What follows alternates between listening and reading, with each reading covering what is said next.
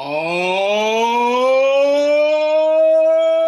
baby. It's Saturday. It's a dream stream. It's Tommy, Freeze Bob, Jason, Rossi. Tommy, how the heck are you, my man? I am excited. I never get to do daytime sims, so I'm like ready to go here. I just had a keto breakfast meal replacement bar, so I got all sorts of energy. I'm ready to go. That's going to come out the other end in a tough way. But we'll get to that later. But here's the deal, my friend. We have a lot to get to. We're doing both sims today. So if you like what you hear now, you're going to like what you hear the rest of the way. If you don't like what you hear, don't say it. We're very fragile and at any moment can break. We got this opening game. It actually blows my mind because I forget. It's Panthers and Bengals. Mr. Freeze Pops with your new glashing cover or case. That was amazing, by the way. Where are you looking for it as we speak? There it is. Look at that thing. Even says your name. Yes. Where are you going with your lineup on this one? Lineups have locked. So what do you see for this one? Because it seems like it would be a heavy stack on the Panther side, but I'm intrigued. Yeah, so I went with Christian McCaffrey in the captain spot. Have to do it. The dude is an absolute freak. And I know it doesn't give you a ton of flexibility with the rest of your lineup, but look, I don't want to be left in the dust here. I don't want to be the guy that doesn't have Christian McCaffrey in his captain spot. So went with him there. Then punt play, Mike Davis, the running back too. You know, I only had a few dollars at the back end of my lineup there. Maybe he steals a tud from McCaffrey at the back end of the game. You know, I don't know. Maybe they're trying to rest McCaffrey if they're winning in a blowout. Then I went Joe Mixon, John Ross, Curtis Samuel, Ian Thomas, the tight end one for the Panthers. So that's my lineup. Okay. Let me. I got to be honest. Anytime I do the Bengals or Panthers, I never feel like I know what I'm doing when I make a lineup. I'll throw McCaffrey in there, and then the rest is just that. We'll see what sticks. Same with the Bengals. Never really know what I'm doing there. It's two tough teams kind of to pick, right? A little bit. So I went with McCaffrey and the captain as well because, like you said, I'm not getting left out of the party. I went Curtis Samuel as well, Joe Mixon, AJ Green, Uzuma, Juzuma. I don't know how to say his name. And then also Ian Thomas. So I stacked the tight ends, stacked the running backs. Okay. No kickers, no defenses, no quarterbacks. Yeah, no quarterbacks. So, get out of here with that. We're going to have to see them play. Maybe Burrow next year, Madden 22, will be someone worthy of putting in your lineup. But right now, no. We'll see. So it's Tommy Freeze Pops. You can find him at, what is it? What's your ridiculous handle again on Twitter? My Twitter handle is @yaboyTCFresh, YABOITC That's the greatest handle. At Jason D. Rossi, myself. We have an outstanding crew. We have Madison producing. Daniel is our technical advisor. We have Derek as well as Jim on the ops team. And we have, most importantly, you, DK Sim fans. We welcome you in on this lovely Saturday. Hope you're having a great day. We see Akeem, Sean, Luke, Steve, Baked Benji, Edward, Timothy, Sanders, Jimmy B, D. Mitch. Who else we got here? Joe Bo. We got Mo in here. Mo, what's up? Go to Mo for the rules. Mo! Smash that like on your way in. Appreciate it. Hit subscribe so you get notified whenever we're going live because things are, as football season unfortunately starts to dwindle, the dream streams are going to pump up. So make sure you don't miss a beat getting those lineups in. We do have a contest today that we'll be monitoring. It is the Rossi and Freeze Pops Nooner. And there's about 78 of you in that one. The free contest, there's a gajillion of you. We'll monitor that as well. So we appreciate it. Steven says, Rossi, Mr. Pop. I'm assuming that isn't just me. I'm assuming that's both of us. That's our combined. That's our love child. That would be a handsome devil. Oh, my God. Are you kidding me? That kid would be, boy or girl, would be absolutely. It'd be a tank. Just missile. Meager saying, gotta find Rossi's lineup to see if we have the same lineup again. We did yesterday. We both had different punt plays, and that's funny. We both finished in like 16th or something last night. Oh, there you go. Meager, again, my ridiculous screen name is almost as crazy as Tommy's Twitter.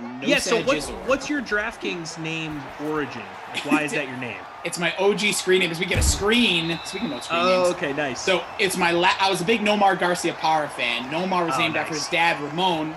Ramon backwards, Nomar. So Jason backwards, Rossi backwards. I love that. Nice. Okay, now I'm a huge fan.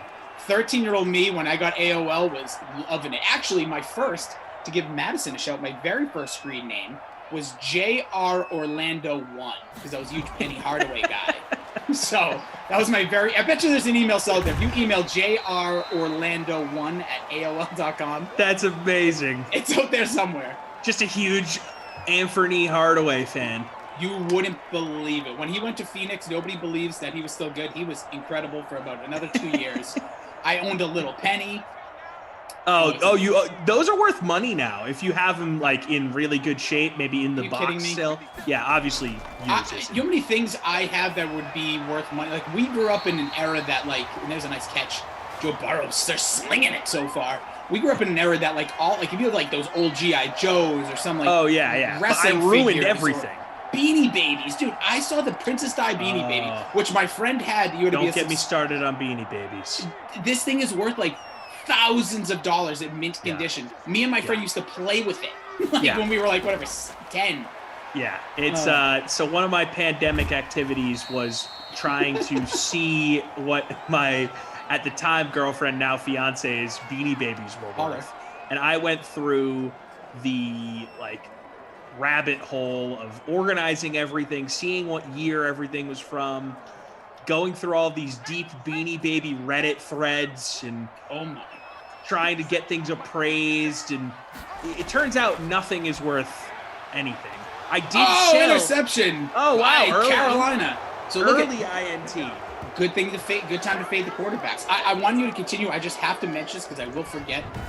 Right now, there is a first edition Princess Diana Beanie Baby for $56,751.96 on Etsy.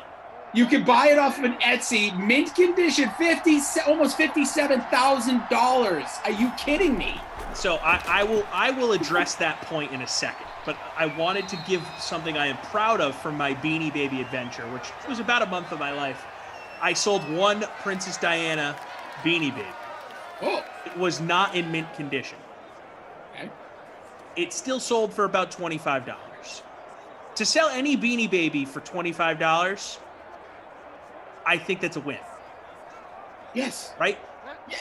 Selling I am the type of guy, Tom, if I sell something for 96 cents, once it becomes rendered useless to me, it is a 96-cent win. So it's a 96% win right there. Yes. So I shipped off this Beanie Baby to some lady in Texas. I had a potential Beanie Baby buyer out in Honolulu, but she sort of ghosted me. She was going to buy all 96 Beanie Babies, but no dice on that one. I had someone that was biting at some point on an octopus Beanie Baby, but I got that one.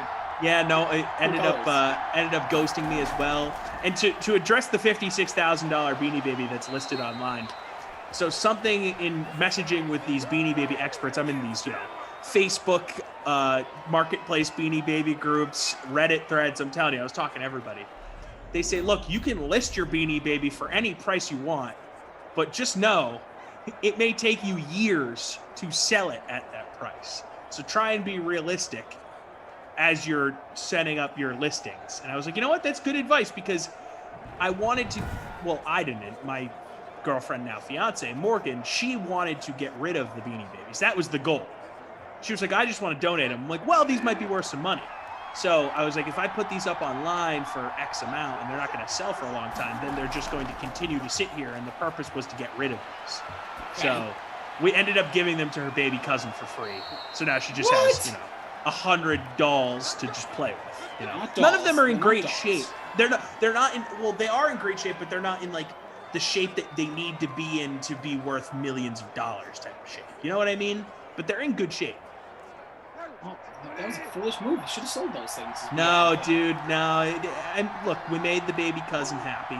She's 6. Don't care. She's not a baby. Don't care. I'm much more selfish. I could give 2 craps about baby cousins. I want that moolah, especially in the early goings of this year. You didn't know what was going to happen. But anywho, that's Tommy Smokes giving you all. Why do people call you Tommy Smokes? Is that even a thing?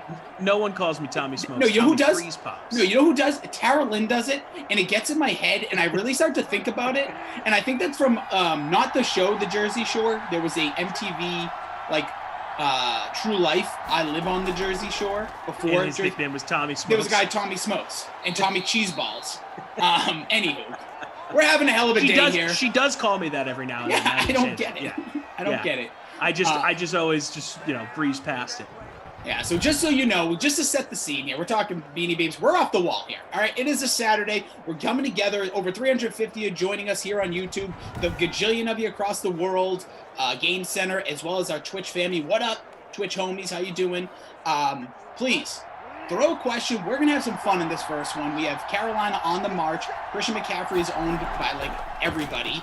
Here he is getting the handoff. He is owned in 87.3% in the free showdown. Joe Burrow behind him at 54. Curtis Samuel, 47. DJ Moore, 41. Teddy Bridge, 41. Talk about a drop-off. Nope. Everybody's just in that 50%, so this contest is going to be lit. What we're going to do here is today, answer your questions, have some fun in the noon. 2 o'clock, we're back at it with you. I think it's the Steelers and the Chiefs. We are going to go over all the games. That's Teddy Bridge. Oh, what a stop! I was about to call it. Teddy Bridgewater gets to be a big-time play for both of us who have Ian Thomas in their lineups. With that handsome stud in there, but instead it's Christian McCaffrey time, or are we going to see the vulture? And there is a vulture call, Tommy. If you haven't heard it, you might hear it in a moment. But just to see next game, each quarter we're going to go over all 4 games. We'll talk a little DFS. We'll talk a little picks about just what we like. You're in the gun. Don't like that throwing formation. Don't do this to me. Do not run it in. Oh, and no. There we go. Oh, Bridgewater into the end zone. He, again, 41% owned in the showdown, 0% owned in our lineups. First time playing Fortnite says, who's the best NFL value this weekend? I'm going to save it. I'm putting a pin in it. Okay. First time. We're going to talk about it at the 2. Okay. Josh Allen is the best running back on the Bills. Changed my mind. I like both of their running backs, but yeah, me too. Josh Allen can move, Yeah, I don't think I would actually say for all around game, I still think Devin Singletary because he catches. I do too. In Zach Moss, they have a good team. They're both really good. It's just Josh Allen can also move. It's a really that's why their running game is so potent, and that's why they're so dangerous. They're so deep. It's guys that aren't blue chip names, but just really talented dudes. And Joe Spencer said, "Oh my God, did you sell an Easy Bake Oven too?" I assume it was sarcastic, but I will say this: I was at Walmart earlier today. I saw somebody buying an Easy Bake Oven. Wow, did not know they made them still. I assume they did, but just not it was just so. I'm over there buying peppermint body wash and ridiculous things because you let me. I spent over $300. I don't know what we did. Wow, you went in. Oh, dude, when I go to Walmart, it's game over because there's so much stuff. I got this Valentine's Day wreath that's now on my front door. Okay, yep. I'm looking at a Valentine's wreath as we speak. Yeah, I went. You get stuff like that. I got beard oil because I actually shaved. I'm dry. It's weird when you go to those superstores, Walmart, Target. You get lost. Oh yeah, and you just start spending cheese. You're just that's me smacking all my paychecks right in the Walmart's bank. And that's why Walmart is one of the biggest companies in the world. Yeah, it sure is. There was some ridiculous comment. I don't remember what it was, but it was something oh, here it is. Giggle Pigs. It's time to play Guess What Flavor Popcorn is in My Diaper. That's just a funny comment. That's just a funny comment. I always go butter popcorn, by the way. I do like the caramel. Oh, interesting. Get those try, the holiday. I like white cheddar. I knew it. I didn't like it. Dude, you're not a smart food guy? No, very dumb food. I'm a dumb food. Wow. I don't like things that linger on my fingers. Oh, okay. All right, fair. So you're not a Cheeto. You're not a Cheetos or Doritos guy. Nope. Used to love Cool Ranch, and I don't know. I hit this age. I don't like stickers for that reason. I'm so worried when my son gets to that age when he's gonna have a sticker on his shirt. You don't like adhesive. Not really. Not really. Okay. So here's a tip for you, Rossi. I never knew that this thing existed. It's called Goo Gone. Have you ever heard of this? It's basically like a oily type thing. You put it on a sponge or a rag, and it helps you get that. If you have a barcode tag on something, and you take it off, and sort of the adhesive is still there, and it's really annoying. Yeah. It's this thing called Goo Gone, and you just rub it in there, and it gets rid of all the adhesive. It's amazing. My fiance introduced me to it. Never heard of it in my life. And I have all of these cheap plates that'll have the adhesive on the bottom of it still, even after many, many washes. You know what you're talking about. Yeah. Like I get like for like when you get married, you're gonna get a boatload of stuff. Is this Christian McCaffrey in return? And you take the sticker off, and it still lingers a little bit.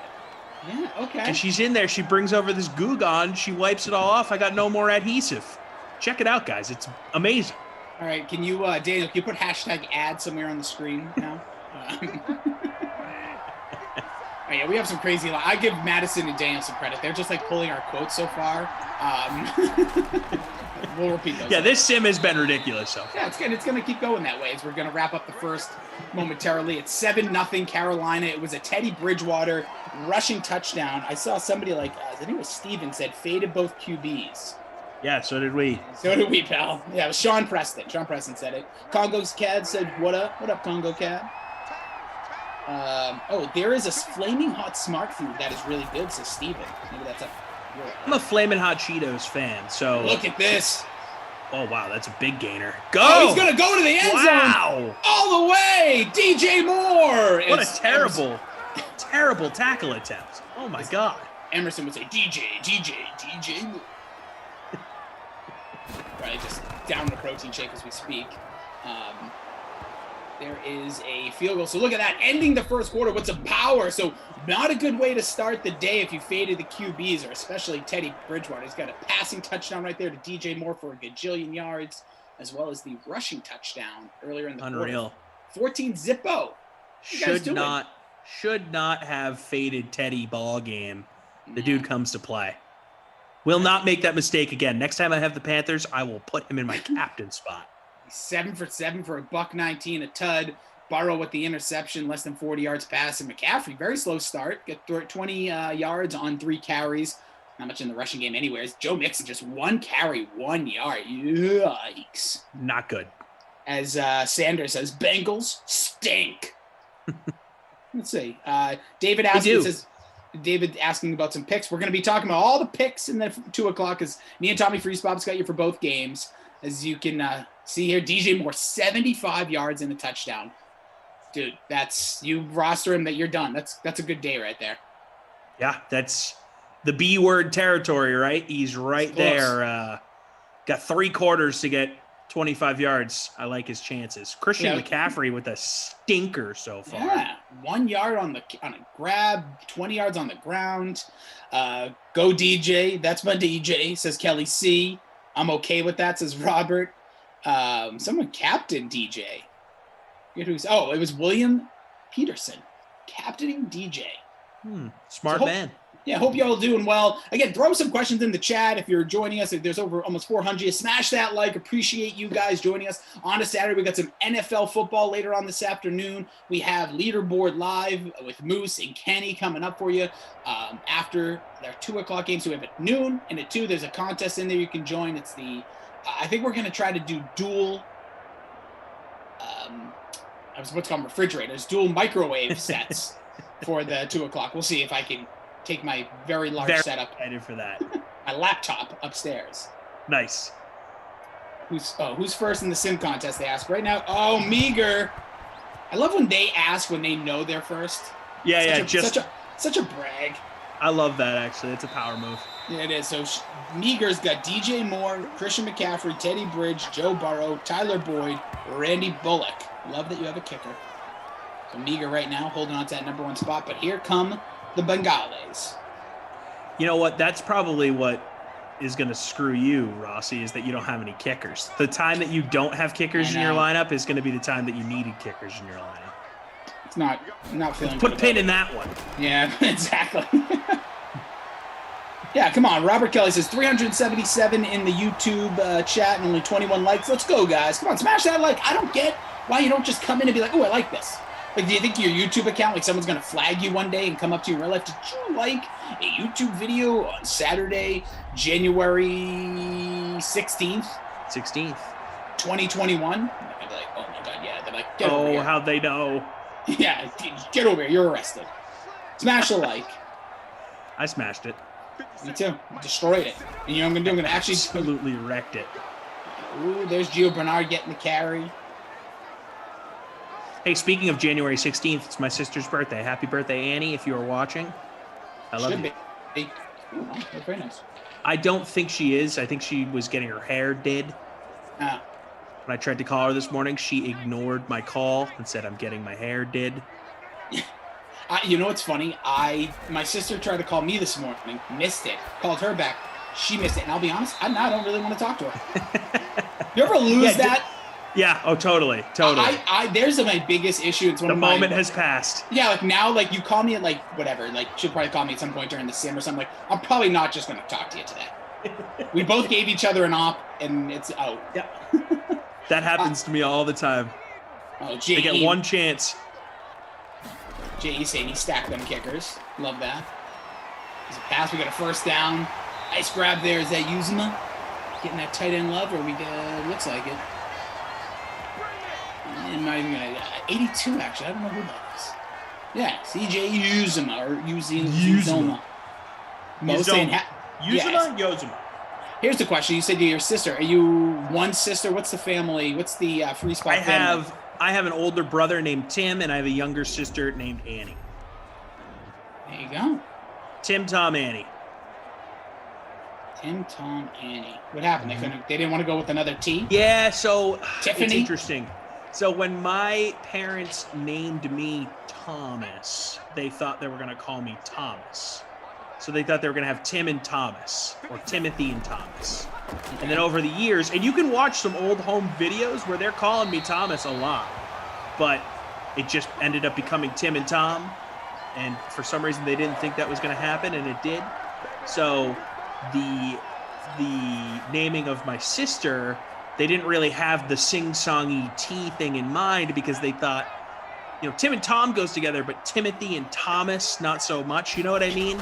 Sure. No, I don't actually. Because it sounds great right now. It sounds like some sort of like 80s duo band that was playing some Eurotrash music. But Timothy Thomas. Yeah, I don't know. Or a country band now. I'm happy they didn't give it up for Timothy and Thomas. I'm happy they didn't give her a T name. Oh. Do you feel like you would have been like I just even think more that would sandwiched? be weird.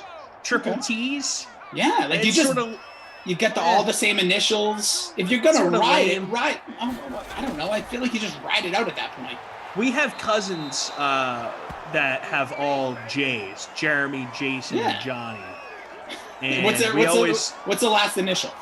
Woodsmall. Well, you have to say the name. So JWs. You got the whole crew of JWs. Well, okay. Yeah, true. But the Woodsmall family. I'm saying it. Yeah, we're already here. What's their address? They all live in the greater Worcester region. Got it. Now you just stop. Wait a second. El Bongo says my uncle's name is Thomas. What is he, Mario? Okay, no way. Like Mario? BS there. El Bongo, call him.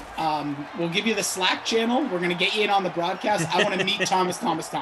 As Joe Burrow throwing it. Got him! On the sideline, Speaking of fun names, in Rhode Island on NBC 10, which is like the big news station down there is a reporter named Mario Hilario. Oh, that's great. That's fantastic. How amazing is that? I love it. I like Madison's twin brother is named Mitchell, so she's got two M's. Yes, and their little brother's Connor. So see, they got away from it too. You can't see. I understand making the twins with the same first letter, and I get Tim and Tom were only 13 months apart. They wanted a little uniformity. I get it, but you can't go all the way. No, I just think you ride that train. I guess that one's a little different because, like, you know, when you have twins, it just kind of happens. All right, here we go. Like, line up them names, but then it's line them up, baby. But then, like, Connor? Where the heck did that come from? Poor Connor, he's left out. Yeah, now I'm Connor. seeing, Madison, your little brother spells Connor with one N, and I have so many friends and people I've worked with named Connor as well, and every single one of them has one N or two N's. Like there's hold on. Big Joe touchdown. Mixon right up the middle, gutted it. The defense, there's where Luke Kuechly would have been helpful. Retired, Gonzo. Right, and there it is, Joe Smith. Yeah, get loose, buddy. Keep those thighs shaking. There is the score for the Bengals. So we have 14-7 momentarily. Just so Sean Preston knows, yes, Madison is in the house. That's why we're talking about her family tree. I don't know about Daniel, too. What's going on there? Well, the reason why I bring up the spelling of Connor, how do we decide, like, okay, I'm going to give my kid Connor with one N or Connor with two N's? Yeah, how does that? I know the answer. It depends what gang. It depends what gang you're in. It tells me a lot. I won't tell you either side. It's inappropriate, but I now know where Madison's lineage and gangs is. Good to know. Good to know. Daniel dropping a real quick football note. He just says Kuechly's hit stick, Matt and Madden 20 were legendary. Guaranteed fumbles. It's so true. It was like him and Jamal Adams and Bobby Wagner. They used to just make people fumble all the time. But Luke Kuechly, man, one of the all-time greats. Too bad. BC. One of my favorite BC players ever, even though the team was garbage while he was there. Madison saying Connor was a character in a book my dad liked, and that's how that character spelled it. Okay. All right, I'm literally just going to Google a book with the character Connor and just see if this is it. Book character Connor. Book character. Connor, book character. Let's see. First result, Connor is novel protagonist point of view. Wait, what? Connor O'Malley. Monster calls character. What is this? Is that the name of the book? A monster calls. That's it. It's called The Monster Calls. I don't know if that's the book. But... That's the book. Is it? Yep. I don't know. We're going with it. She says, I don't remember. That's the first thing that came up. I'm going to read that book now. Let's see how many pages. Oh, it's like I think this might be a children. No, this looks like El Bongo with a big update. I was wrong. It is Thomas Thomas. His middle name is not Thomas. It's Lee. Thomas Lee Thomas? Thomas Lee Thomas is actually a good name. Better. Yeah, I like that a lot, actually. Way to level up. And everybody put on your reading book for, I know all your New Year's resolutions were to read more. So we're all going to have to together. A Monster Calls by Patrick Ness. Yep, book club. Character named Connor O'Malley. And we're going to, 13. He's haunted by a dream in which his terminally ill mother hand slips from his grasp. This doesn't sound like a book I'd want to name my child after. Yeah, he's a victim of bullying at school, prone to anger and isolation. Connor learns with the monster's help to accept the unfair reality of his mother's impending death. Big run there by Teddy Bridgewater. Yeah, we're gonna have to pause the sim, and I'm gonna get an audiobook going. Just read some passages. Yeah, TLT. That isn't it, says Daniel. That's a Kevin Bacon movie. I think actually I know that. Wait, he might be right. Well, I'm sure he's right because Daniel literally has like the wealth of knowledge. One of the smartest dudes I've never met. He does. He's just so his anecdotes are unbelievable. He knows his stuff, man.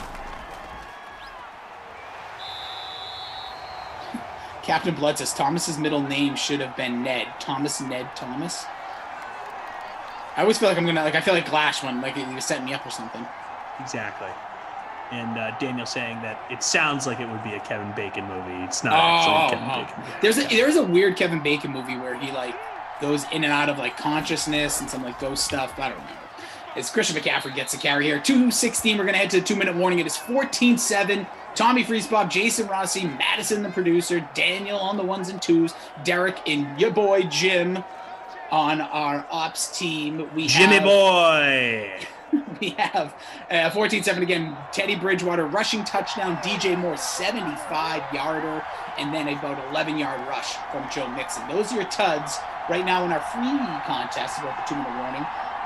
Graduus Maximus in first place, taking over for Meager with DJ Moore, McCaffrey, Mixon, Bridgewater, Anderson, and Ian Thomas. Not my lineup. Look at this. What a nice compliment we'll get to this second, even though we're going to give her all the credit. So Sean Preston says, Madison, all capitals. Hello. Wanted ya to know. Good call on Tommy. He has loosened up in part of the DK Sim fan for show. And then says something about microwave meatballs for the win.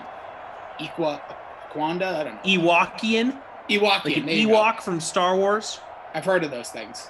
Yes. They're cute. They're the cute things that look They're like very bears. cute. Yeah, little bears. So I appreciate that, Sean. And got to give credit to Madison. She brought me aboard. And I'm here to stay. Love the DK Sim fan. Love it. For show, he says. So you are in the DK Sim fan for show. I'm in it for show. Timothy Lake says, Stir of Echoes. That is the name of the movie I was thinking of. Thank you, Timothy. I bet you Daniel already wrote it over here. Nope, no mind. Now, Rossi, did you eat lunch before the sim, or are you eating lunch after the sim? Oh, big fumble. Pick it up. You got it. Come on. It's just sitting there. Oh. Get yourself together. Wow. KJ Short, somebody just destroyed. Somebody's got to be more athletic and get that ball before the guy that was on the ground gets it. I mean, come on. That's unbelievable. That right there. Major sack. It's a fumble, but Joe Burrow dives on it like a grenade to pick it back up. Woo! I ate breakfast a long time ago. Did not eat before this. Questioning what I'm going to do in between. Yeah. I might do a late, binge of just eating probably my day's worth of calories at 3 o'clock during the football game. So obviously I'm on Central Time Zone, so 11 a.m. was the start of this sim for me. So obviously too early for lunch there. Unless, you know what? No, I'm not opposed to the 10:30 lunch. If you're really hungry, just go for it, Get up at 7, eat breakfast, cram down we'll go turkey burger over salad or whatever Madison eats, and just dominate it at 10:30. Look, when I was in 8th grade, they tried to do this new system with the classes and the blocks. They're always tinkering with that in these schools. Yeah. And for whatever reason, my class, my block of classes, we had to do what was called early lunch. So every day at 10:49, we ate lunch Brutal. in the 8th grade. Brutal. And at first I liked it, but then I was way too hungry by the end of the day. Yeah, I think you give me that. Everything should be later. You have breakfast before you get to school. The lunchtime should be at least 11:30 if it's 45-minute windows, 11:30 to 12:15, then 12:30 to 1:15. I don't care if you're getting out an hour after your lunch. Don't care. People can make it. Give them a snack. It's especially high school. You can eat potentially during class a little something, or have your nowadays. People aren't in class as much, but I can only imagine what notes you must have for your sugar, needs or whatever. Yeah. Kids just eating like a kind bar in the middle of class. I'm hungry. Yeah, we used to the last class of the day. They'd let us eat a snack because we would just be so starving. I mean, 10:49. Think about that. Dude, that's snack time at best. What middle school principal thought that was a good idea? I don't blame the principal. It's all about the superintendent. I am blaming the principal. I like the superintendent. 10:45. Go get yourself a burger. Have some French fries. That'll do right. you. Why not 10:50? I don't know. I just have a very specific memory of 10:49. Also, we have a lot of people really angry about that DST not scoring on that play because that would have been huge. Jordan Lindenbaum said that could have been the easiest scoop and score ever. It was sitting there. If you go to the Madden Sims info page, look at the awareness for most of the D line here from the Panthers. Not the highest, and that's kind of how things kind of shake out here in Simland. So, Jack M says Browns are winning today. Spoiler alert. Oh, let me call all my friends and tell them. Well, that would be hard because the Browns are playing tomorrow. But he's right. They are winning today. What a call! They're going to win Saturday. They're winning the day. Just win the day. Maybe he meant Bills. Maybe he did. Seeing here, just catching up with the chat. Y'all are too funny. Yeah, some of these lunch times. Yeah, I remember mine were definitely later. But I remember once I got to be an adult, quote unquote, as we're here at the half. Again, just to catch you up, Teddy Bridgewater, Teddy Two Gloves, Tommy Freezepop, that's his counterpart there, Teddy Two Gloves. He's got the rushing touchdown and the 75-yarder to DJ Moore, who the pass was only for 5 yards, and he took it to the house. And then you also have the Joe Mixon rushing touchdown. So that'll be what we got here for the first half. Oh, look at this.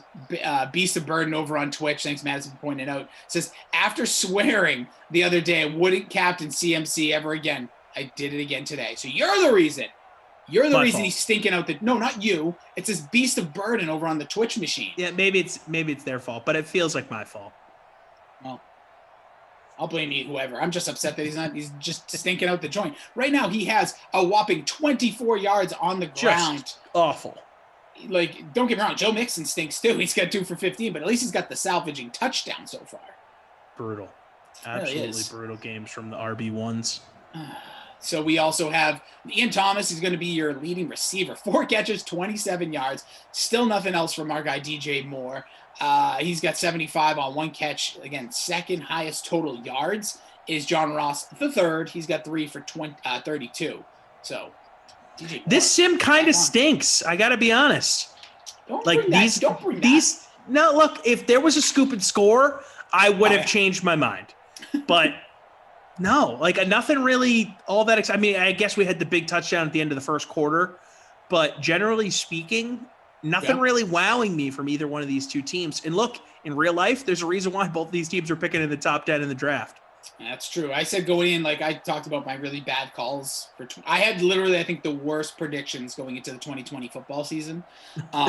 We could call the whole year a mess, but like I said, Carolina Panthers would be the #1 overall draft pick heading into this draft because I didn't think you weren't that far off, but they were actually competitive. Yeah, I thought they were borderline like a good, like a team to watch. And B, like compete level was up.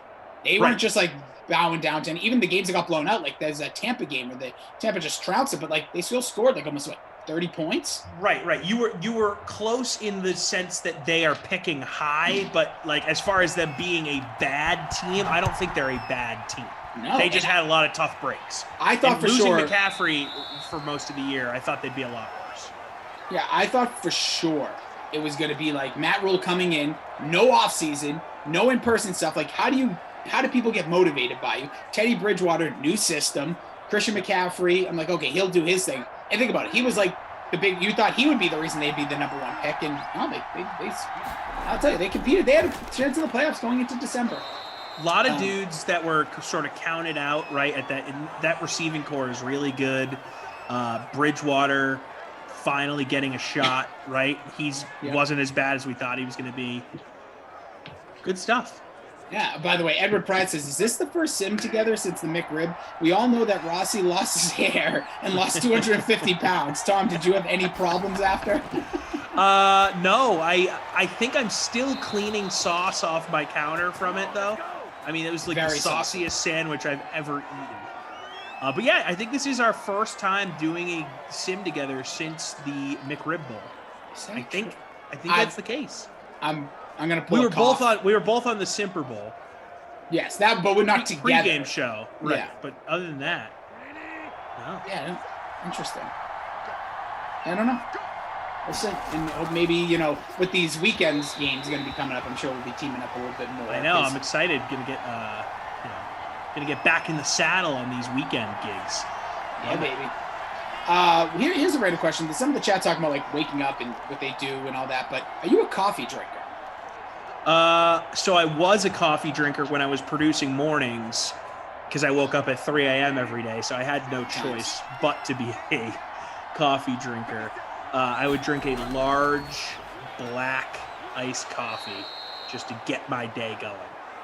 And then I didn't have to wake up at 3 a.m. anymore, so I stopped doing it. It's just not my thing. I don't know. I like iced coffee over hot coffee because I'm not a big hot liquid guy because I always burn my tongue. I never know when the right time to take the first sip is. So I will say I am iced coffee over hot coffee, but no, I'm definitely not a daily consumer of the product. Okay, see, I am not a coffee guy, so I'm always intrigued by people. And people like freak out. You don't drink coffee? What's wrong with you? You're a monster. I'm like, well, yeah, I am a monster, but the coffee drinking has nothing to do with it. But Brett says, Rossi, are those freeze pop juice in that bottle? No, I forgot I was drinking that. I usually drink a ton of water, but today the little guy got up at like 6 a.m., which usually I get up at 6. I have some time alone, not so much today. So this is actually just like, I don't know, like BCAAs. I just need some with some electrolytes. I need a little more than water. A little pick-me-up. That's it. That's the most I'll do. I'll do pre-workout here and there. My fiance's been buying water with electrolytes in it. And smart water? Is it the smart? No, it's like an alkaline water from Kirkland, the Costco brand. Yes, I'm familiar. It's good stuff. It's got it. There's an end around here. Getting the ball. Couldn't get right to the edge there. Daniel saying those them ESPN coffee machines with all the exclamation points. They had very, very Freebies. nice coffee machines. Also, Daniel saying, I went to school in England for a few years, and the day started at 9 a.m. Listen to this. Key word here. First lunch at 11 a.m. for 20 minutes. Second lunch at 12:30 for 20 minutes. Then the day ended at 3:15. Well, okay, so what did you do in between the first and second lunch? And also, when did you learn anything? Well, it's like a snack. The 20 minutes is not long enough, in my opinion. Our lunches were 20 minutes. He said 5-hour-long period. So he basically, so like 9 to, I see what he's saying. But that 20 minutes, I feel like that's not long enough. We had 20 minutes for lunch. Yeah, it was not enough time. Really just trashing the Lincoln public school system here on him. No one needs to know where you went. I'm going to have to write an op-ed to the Lincoln, Rhode Island Valley Breeze about my horrific lunch experience in high school. 20 minutes at 10:49. Well, that was middle school, but you know what I mean. Just brutal. Mike Drumma says, Rossi, I'm with you. # non-coffee drinker. What's up? Get that natural, just high on life and oxygen. I just like a nice cup of water in the morning, cold cup of water. Gets me going. I've got a couple questions. I see Daniel drop one, but here's the first one. Jack M says, what is the best donut you had with coffee and from where? Well, again, neither one of us are really coffee guys, but I don't even eat donuts, so I'm poor on this question. Well, so my fiance worked at a donut place here in the greater St. Louis area when she was in high school called the Donut Palace. It's near her parents' house I believe it's in Ellisville. It's called the Donut Palace, and I think it's in Ellisville, Missouri. Is it dressed up like a palace? No, like it's really. It's not like it doesn't look like a palace. It's just like a standard coffee shop looking place in a strip mall, and it's good. Great donuts. Like whenever we're at her parents' house and I wake up early enough and I want to treat the fam, go out, get a dozen donuts from the Donut Palace. Going to the palace. Time. What you need. Exactly. We're trying to will our way for a Christian McCaffrey touchdown here. There's an old school donut place here in Soulard that everyone likes called John's Donuts, but I'm never up awake early enough to get there. Is it one of those noon. I was gonna say it's one of those places that sells out of their donuts. Yeah, it's like 4 to noon. Yeah, we have right down the street from me and where I live, the town north of Boston, is Teddy Bridgewater dancing around, throws the ball away. We have a place called Donna's Donuts, and they just won all these Boston awards, and they are sold out all the time. So I don't eat donuts. It's not a health thing. I just don't particularly like that style of treat. And it's so funny how my family will always be like, "Hey, mind stopping at Donna's on the way?" And I'm like, and the line's super long. It's unbelievable. So Madison bringing up Union Square Donuts in Somerville. Okay, so that's not what. So that's the building it's in, but they must have changed their sign recently because that's not what it is. I'm sorry. That is a great sign. Daniel dropped a picture. Just Google Donut Palace wherever you are, and that's what you believe it is. They must have changed the sign. I like this one better though. I love it. Oh man, first time I played Fortnite, Rossi, I just want to bottle you up and carry you around my neck so I can release you when I need some positive vibes. Always in a good mood. I try. I'll be honest. I that is something I don't pride myself on, but I never like being in a bed. That's specifically when you're around people. Because I don't know what day you're having DK Sim fan, but you don't want me coming in here being like, this all stinks. World sucks. I'm just not my style. Yeah. That's not me. Hold on, I'm getting random. There's enough people like that already. What is this? Person Alan T. Oh, sorry. I was going to say Person please. Alan T. bringing up Allie's Donuts. It's a famous donut place in Rhode Island. I got to be honest. I might get my Rhode Island card revoked here. Never been to Allie's Donuts in my life. It's a huge character flaw of mine. It's not really close to my house. It's not really close to the beach either. I know it's in South County, but it's really not that close. Never been to Allie's Donuts. It's sort of in the middle of nowhere. I need to at some point go, obviously, but yep. Okay. Sorry. Yeah, dropping it. Madison loves donuts and coffee, she says. So, Madison, what's your favorite donut? Like to match up is first I play Fortnite, then Enzo goes, Rossi is a domesticated Emerson. What is he, like, my cat? Oh, she says that's hard. Well, that's the point. That's why we're having, again, drop questions. We're having some fun here. Twitch fam, YouTube peeps, smash the like over on Twitch. Smash the subscribe, the heart, the bell, all the buttons. I will get to Daniel's question in a moment. I'm intrigued. My grandma just texted me. I had texted her earlier to let her know I was doing some DraftKings today. She just texted me back saying she missed her text. She just saw it. She's going to be tuning in. So, Graham, what's up if you're listening? Grandma's up in this mother. Grammy loves the Dream Stream. Of course she does. Madison saying, I like chocolate cake donuts or pumpkin, anything like cakey. So, yeah, you like that. I get Interesting. I feel like a pumpkin donut is something I've never had, but would enjoy in the right setting.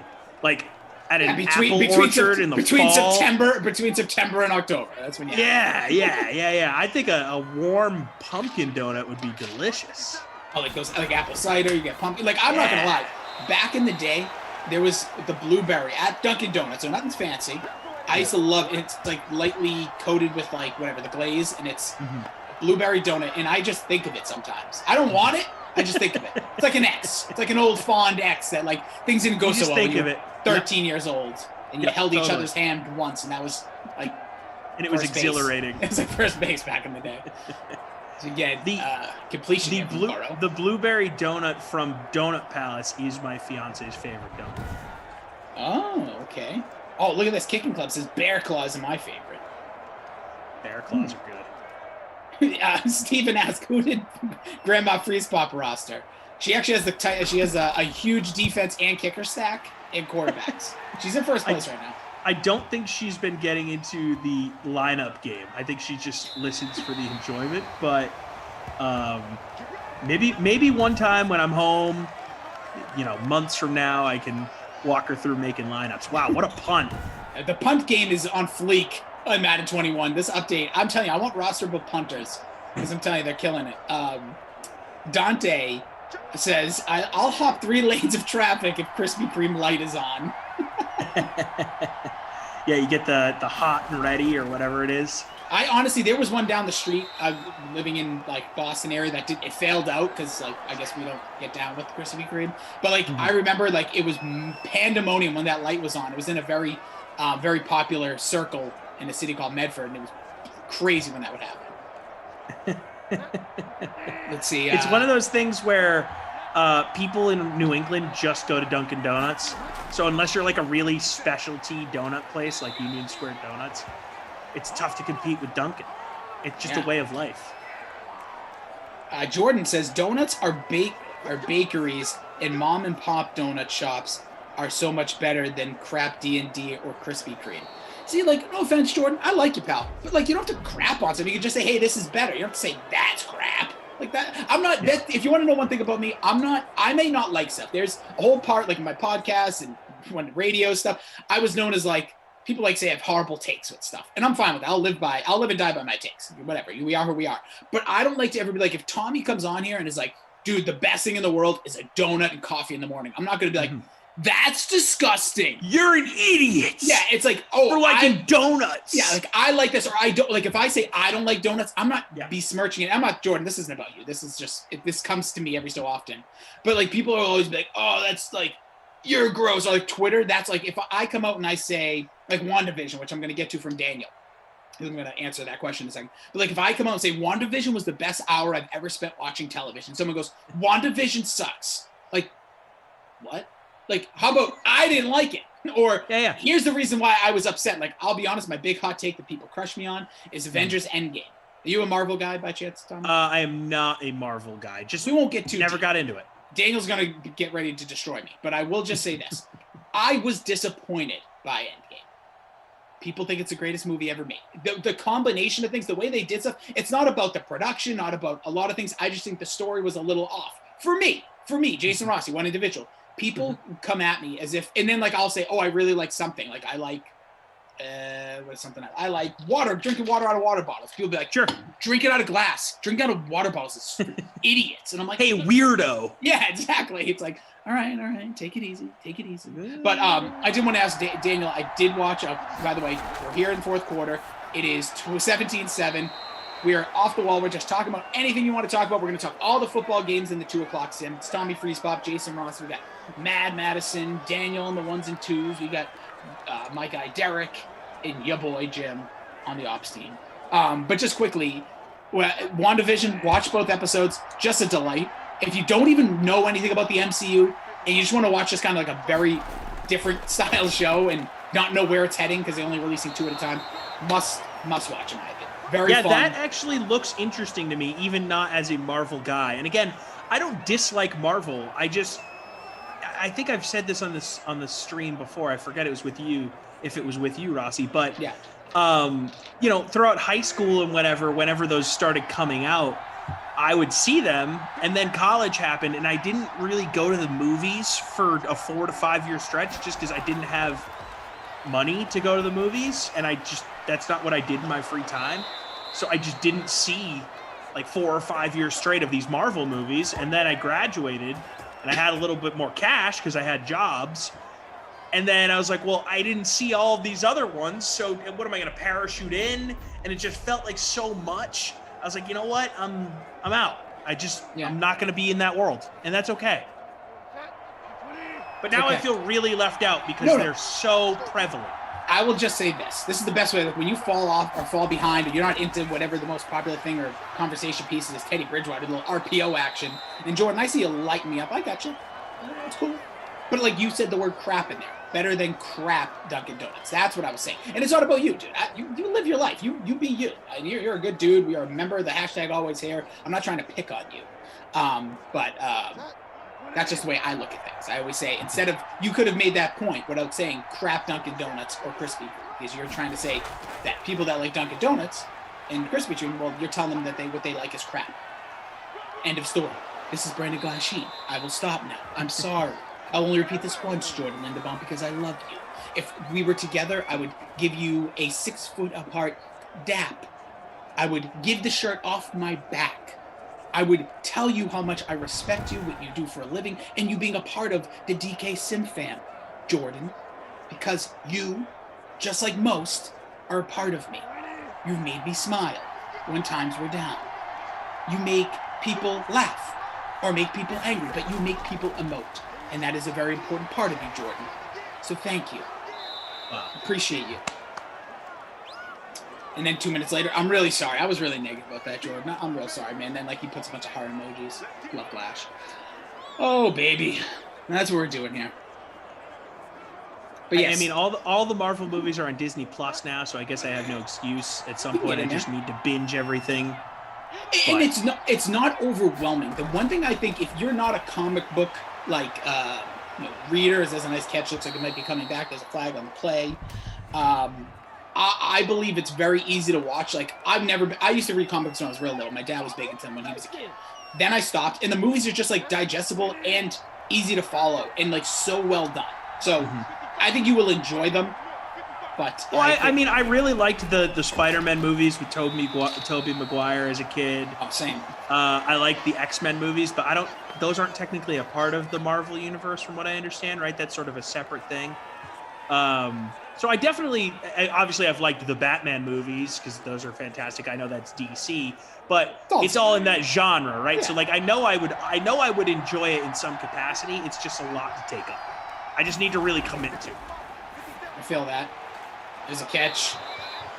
Getting it to the 5-yard line. Teddy Bridgewater doing business right now. Ooh, Ricky Robbie saying snow cones over freeze pops. I don't know if I can get there with you, man. Because the flavor, it's not enough flavor in the snow cone. It sinks to the bottom, and then you got this weird, just flavorless ice you're licking for like 6 minutes to get there. And they're a little bit messier. Freeze pops, it's all self-contained. Snow cones can get dicey. Look at this handoff to Christian McCaffrey. Nah, denied again. Come on, get this guy in the end zone. Help me. So Nabi Robble on YouTube saying he always has dreams of hot dogs chasing donuts. I don't even know what to say to that other than talk to a loved one about this. Maybe no, I know what that means. I know what that means. It means that he is sad and needs people to reach out. So everyone try to find out his real name, not his burner account of Robbie Noble, and reach out to him. Let him know he is loved. Because I will let you know, Nobi Roble, I love you. I can speak for the voice of the voiceless of Derek, Jim from Ops, and Madison and Daniel. We all love you. Boiled hot dogs rule. First of all, hopefully it's not a grilled hot dog running after the donut, but enjoy your donuts. Whoa, wait a second. So you don't like grilled hot dogs? No. Did not say. Okay, so you like boiled hot dogs more than boil all grilled day. Hot dogs. Oh, when I was a kid, I used to boil up hot dogs for breakfast. I was a disgusting man. I used to have peas and boiled hot dogs when I got to the age probably like 10 when you could work the kitchen. Yeah. With your own house. But yeah. Wow, interesting. You are the only person I know that prefers a boiled hot dog. I like because I don't know. I like maybe the. It's just what you were. It's what you grew up with, I guess. And it was the closest thing to a Fenway Frank, because Fenway Franks aren't boiled; they're like steamed. Yeah, they're on that thing. Yeah, I don't know how to do that. I don't have one of those at home. My parents weren't getting that. Nobody meet Robbie. It would be really weird if you walked into your kitchen and your mom just had one of those hot dog rollers just on the counter, making some dinner.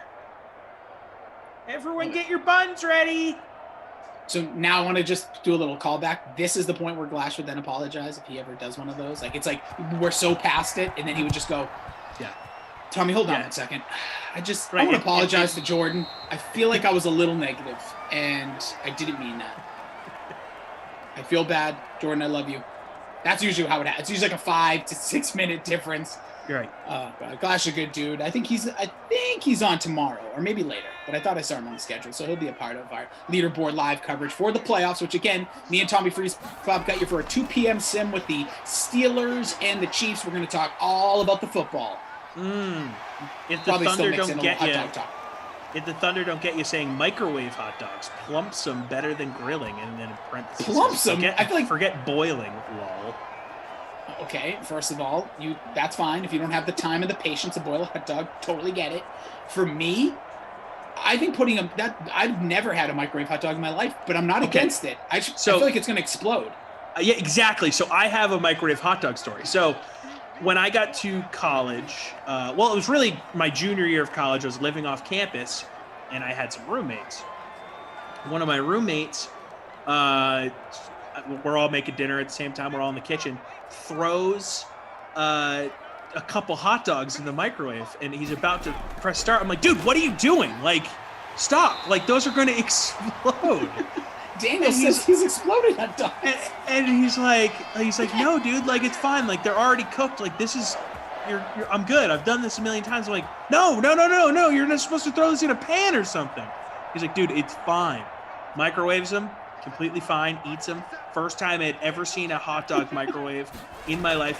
You just had to cut the few slits in them. I didn't eat it, but he lived to tell the tale, and that was the moment that I figured out you could microwave a hot dog, and I felt like an idiot, like a bubble boy for not knowing that you could do that. But I just always had grown up with my mom either boiling them or throwing them in a pan or on the grill. Had never seen them microwaved in my life. Yeah, Daniel says, I have exploded many hot dogs in the microwave. He said the logic seemed sound at the time. Yeah. Also, our guy Jordan saying grilling, don't get me wrong, grilling a hot dog. Amazing. Yeah. I worry about over crisping a hot dog. That's my biggest fear on a grill. I don't mind a crispy hot dog. Yeah, this Chris B says, slice him down the middle, toss him on a pan. Kickin' Club makes a good point. We're listening to Tom, seriously? I mean, he eats meatballs from the forest floor. It's a very good point. Listen, just because some people eat some trash things doesn't mean all their thoughts on food are gross. I made a bad decision one time. Does not mean I should be punished for the rest of time. No, we just will never forget, like in Superbad. People don't forget. People don't forget. It's fun. It's totally fine. Can you Madison said microwave she doesn't eggs? like hot dogs. That seems so I don't on even know if brand. I should address that. You don't have to like a Madison, but I'm assuming that you've at least had some. Like you've at least tried them and will occasionally have them. Oh, Gyro. Hold on. My guy Gyro real quick says, Rossi, boiled hot dogs are the best. I'm glad we can agree for once. That's what it is. We're all coming together. She goes, I had it once when I was 7. Threw up? No. Don't. Okay. You can't. You have to go back. You have to try it again. Your taste buds have changed. Too long ago. Way too long ago. Yeah, come on. It's nope. First of all, Daniel's also dropping some Marvel news. The last one, I'm not sure that's confirmed. But Chris Evans, there's all these rumors of him returning as Captain America. No spoilers, but no, Captain America after Endgame. And Black Panther 2. Don't believe that's 100% confirmed, but he says the deal isn't locked in yet. Okay, so Black Panther 2 will also have Michael B. Jordan return, which he was an awesome character. So how are they going to do that without Boseman? There's not official yet, but there's other characters within there that can take over the Black Panther. Oh, it's dropped. Thought we get a last-second score. I think the story they're going to put together for that will be really good. A lot of people hoping it's his sister. They have to do that right. They can't screw that up. They already have. Way too important to people. Yeah, and they've already confirmed they're not replacing him with another actor. Can't do that. They've done in different roles, obviously, for many different reasons, but. That's going to be interesting. That will be a movie that will be very anticipated. Here's the last play of the game. Not even throwing it to the end. Almost. My God. They played volleyball with it, but the Bengals doing Bengal things like the Browns is the Browns. Well, the Bengals is the Bungles. That'll do it for us. 20-7 is your final. I hope you at least were entertained throughout this time. The 500. You smash that like before we get the heck out of here. Tommy Freeze Pops will give you his player of the game, the Krusty Cough. You know what it's called? It's called the Hot Dog Madison player of the game, and the Daniel, what should we call them? Not my kid. The Daniel Not in My Marvel Universe Award. So, yes, they'll get their roast beef sandwich or whatever that is. Is that a free ice cream? It's a free small soft serve ice cream cone at Lion's Choice Roast Beef here in St. Louis. I'm going to sneeze. Should I do it on camera or mute? Sneeze now. Thank you. Thanks for the blessing. I need to yawn. Can I yawn? No, that's on rude. Camera. You know how hard it is to hold in a yawn? You just pinch your nose really hard. And it's so hard. I've had to yawn for like 20 minutes. Oh, geez, wake up. Go drink some coffee. Have a donut. By the way, somebody put on here, and I'm going to mess up the name, so I'm not even going to say it. Someone said, try a burger with a donut for a bun with a lot of cheese. Yeah, I've had it. It just sounds good. I had it at Duncan Park in Hartford at a Hartford Yard Goats game. Don't know what you just said over the last 10 seconds sounded like another language. All right, Tommy Freeze Pops. Who is your Hot Dog Madison player of the game? It's a tough decision here. I want to go Bridgewater though. I mean, you go wherever you want to go. I think I'm going to go Teddy Bridgewater. Just surprised a lot of people. Me and you specifically. Played well. Ran the ball well. See, you get 3 carries for 28 yards. Threw for almost 300. Ran in touchdown. Yeah, threw for a touchdown. Got the win. I think I'm going to go Bridgewater. All right. Who is your Daniel on the 1s and 2s, not in my Marvel Cinematic Universe player? Who stunk? You know who it is. I'm going to go with Joe Mixon, honestly. What do you mean, Joe Mixon? It's right in front of you. It is not Joe Mixon. Who is this? Who was the player that stunk? Joe Mixon scored a touchdown. Okay, Christian McCaffrey. It's obviously Christian McCaffrey. I didn't mean to get so mad at you, but I was going to say. It's Christian McCaffrey. Because I want to pull my hair out, my beard. I'm just going to start pulling these little, like my neck. It's Christian McCaffrey. I just feel bad for him because he's probably embarrassed, Yeah. He knows he should be better than that. Yeah, you can't believe. Yeah, Joe Mixon was only owned at 37%, by the way. Christian McCaffrey was owned by everybody. Literally everyone. So that'll do it for us in this nooner. We do have another free contest. Make sure you check it out. By the way, congratulations to Gradius Maximus, Jordan Lindenbaum coming in 2nd, Meager in 3rd, something to God coming in 4th, and 5th is I don't know how to read or write or do much. My talent is my talking. Yes, have fun with that one over the next hour. But me and Tommy, we're going to be back for your 2 o'clock. We're going to break down the football games in backwards order. So we're going to go Saints, Bucks. We're going to talk about that for the first quarter. By the way, the game is the Chiefs, the Steelers. Getting that free contest. I'm going to see if I can set this puppy up, and I'll have a microwave. If not, if I'm lazy, I'm going to be right back here. Yeah, Saints, Bucks, Browns, Chiefs. What's the late game tonight? It's the NFC. It's the You got Ravens, Bills. Ravens Late Bills game tonight, you said, right? Yes, yeah, sorry. And then Wait, so did we kick off the weekend with Packers Rams at 3:00? Packers Rams. I am so stoked. So we're gonna go in that order backwards. So fourth quarter will be the Rams one as we lead into the game. You'll have leaderboard live this afternoon. I am so excited because me and Tommy, we don't get a lot of time together. We shared I think we shared a room in person once for like 35 seconds. I think I was very briefly walking in with a live read. And he was like talking to people, but Madison has to pee. Let's get the heck out of here. We will catch you all at 2. Tommy, wave to the people. Bye. Bye, everybody. Stay positive. We'll see you soon.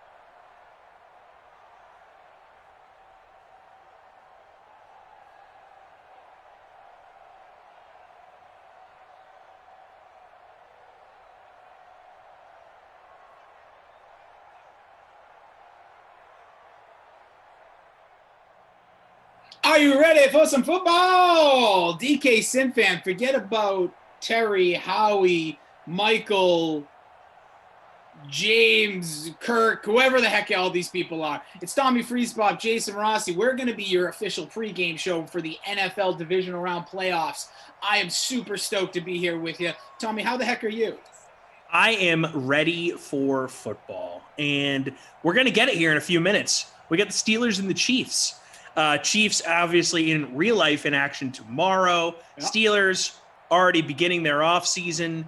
So excited to see these guys play in Simland, though. Two really good teams, but more excited to talk to you about the postseason here, Rossi. Yeah. So before we do that, I want to give you my lineup. Oh, please. Or the people I'm at least considering for my lineup. Yeah, we're just about to lock. So yeah, go for it. I don't care what you do. Okay, so go nuts. I went with James Conner in my captain spot. That's a because I horrible feel call. like if horrible you can call. get okay, this is why though. I wanted to have all of my other dudes the rest of the way, right? So you get $3,900 for the captain spot. Okay. For James Conner. Then the rest of my lineup is stacked. Hill, Kelsey, Mahomes, Roethlisberger. Just give me hold on. Oh, don't say the last one yet, because I just want to make sure. I want to hold it just for when lineups lock. It's just a thing. So we got most of them. But holding it. Yeah, hold it in your hand. Nice. There you go. Look, bear claw. I will let you know something though. Yes. I also captained a running back for the Steelers. It just wasn't that slog of a runner, James Conner. Real life, love the dude. Fantasy, DFS, Madden Dreamstream is a stanker.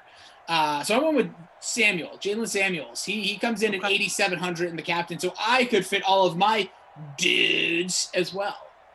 But so that's the way I look at it. So we're both, if you're coming in here now, both of us going captains with running backs from the Steelers. Risky play, because you know what? You want to go with the big dudes like, oh, I'm going to Tyreek Hill, Mahomes, Kelsey. Those are expensive players. dudes. So you have to find your way around. And are those guys really going to win you the matchup? Like, you need to find those separators, if you will. So that's why I went with James Conner. Yeah. I was going to say Bring Me the Chopper, but that's not that movie, and I don't have a good Arnold. But with that being said, we did the first game. If you're joining us, we did all sorts of ragtag. We talked Beanie. Yeah, we talked Beanie Babies. We talked donuts, which, by the way, Madison shared with us. She Uber Eats. Is that how you say Uber ate? Uber Eated? She Uber ate. She Uber ate? Because that doesn't seem right, because she's eating them. She got some donuts, and what was the flavor? It was like a butter, brown sugar. Butternut, hazelnut crunch or something like that. And there was another one. She Uber ate. That's what I'm saying. Uber ate. No, see, I don't think that sounds right. Brown butter hazelnut crunch was one, and cinnamon sugar. So the donuts, we talked a lot of donuts. We talked a lot of foolishness. We had a lot of fun. Not that the fun's going to continue here, boys and girls. But in this one, to set the stage, we'll get the lineup from Tommy Freespops in a moment, as well as mine. But we are going to go in reverse order of when the games will be played. So we're starting with tomorrow night's game. This first quarter, we're going to talk as much Tampa Bay versus the Saints as we can. Once a quarter ends, we don't bring the conversation up. We just move on. That's it. That's the rule. If you don't get your takes in, if you don't feel comfortable in what you said, too bad. You done. And if we talk about it too quick, then we'll go back to donuts. And, if you have questions about that specific game here in the first quarter, Bucks at Saints, drop it in the YouTube, drop it in the Twitch. Give us what you got. And, Rossi, I do want to say this before we get going. I am extremely proud of myself for not talking about is a hot dog a sandwich at any point in the last broadcast with how much hot dog talk we talked about. You know, because we never really talked about we never talked about buns. Never talked about buns. Just talked about the heating mechanism of the hot dog. Yeah, Gyro saying, hi, Producer Madison. Yes, that's right. Producer Madison back with us, eating her donuts. We got Daniel with some chicken pasta. He was just some chicken pasta. He's probably making, like, delicious gourmet over there. We got Derek and Jim. Don't know what they're eating, but they're crushing it over and off. So they're eating your numbers.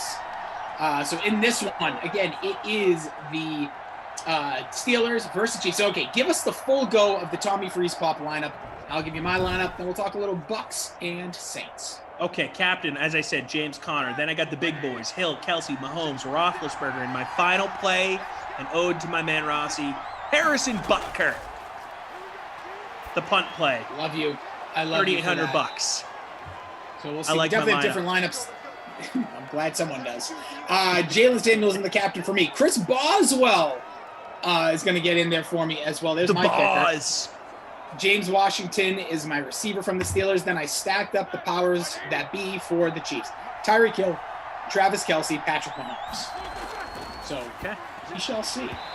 Is a completion from Ben. So first thing I see here on the chat, Akeem saying Gronk, yes or no? I'm going to say yes. I cannot see Brady not targeting Gronk in the red zone in a big, crucial playoff game. I just feel like that's a security blanket for him. Big games, got to go with the guys that you feel comfortable with. Gronk's a big boy. They seem to have sort of found their rhythm as the season has gone on here. So, yeah. Yeah, I'll say yes. I'm going to give it a yes as well. I say yes to the dress and to Gronk because I think what you said, and I also think you saw a ton out of why is my mind escaping me? Who's the other tight end all of a sudden? My mind's being erased. For the Buccaneers? Yeah. Cameron Brate. Big game last week, right? He had a ton of catches. He's been playing well. I think this is where Gronk, I don't think it's going to be a huge game. I don't see 100 yards, nothing like that, but I could see like 5 to 6 catches and potentially a score. So yes, I think red zone threat for sure. I think you definitely go with him. But yeah, so you got Saints, Bucks, obviously the Buccaneers winning their first matchup against the Washington football team who gave them a fight.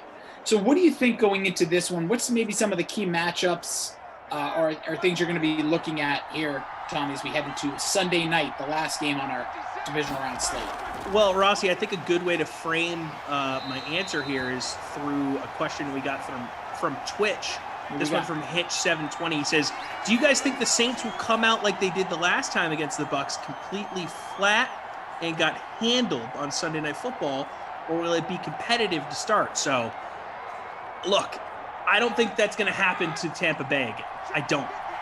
I think the Saints destroyed them that day, and you just got to throw that game out. That's a wash. Games like that don't happen all the time. Very rarely do you see absolute stompings like that in the NFL, especially again when two really good teams are playing each other. For whatever reason, Tampa Bay didn't have it that day. Yeah, they stunk. It was the worst game they ever played. Absolutely stunk. And they abandoned the run, which was one of the most mind-boggling. And they sort of had to at a certain point, right? But you still have to find those plays. Like, you're not going to open up your passing game, which they couldn't do that either. They couldn't get anything going. Yeah, at all.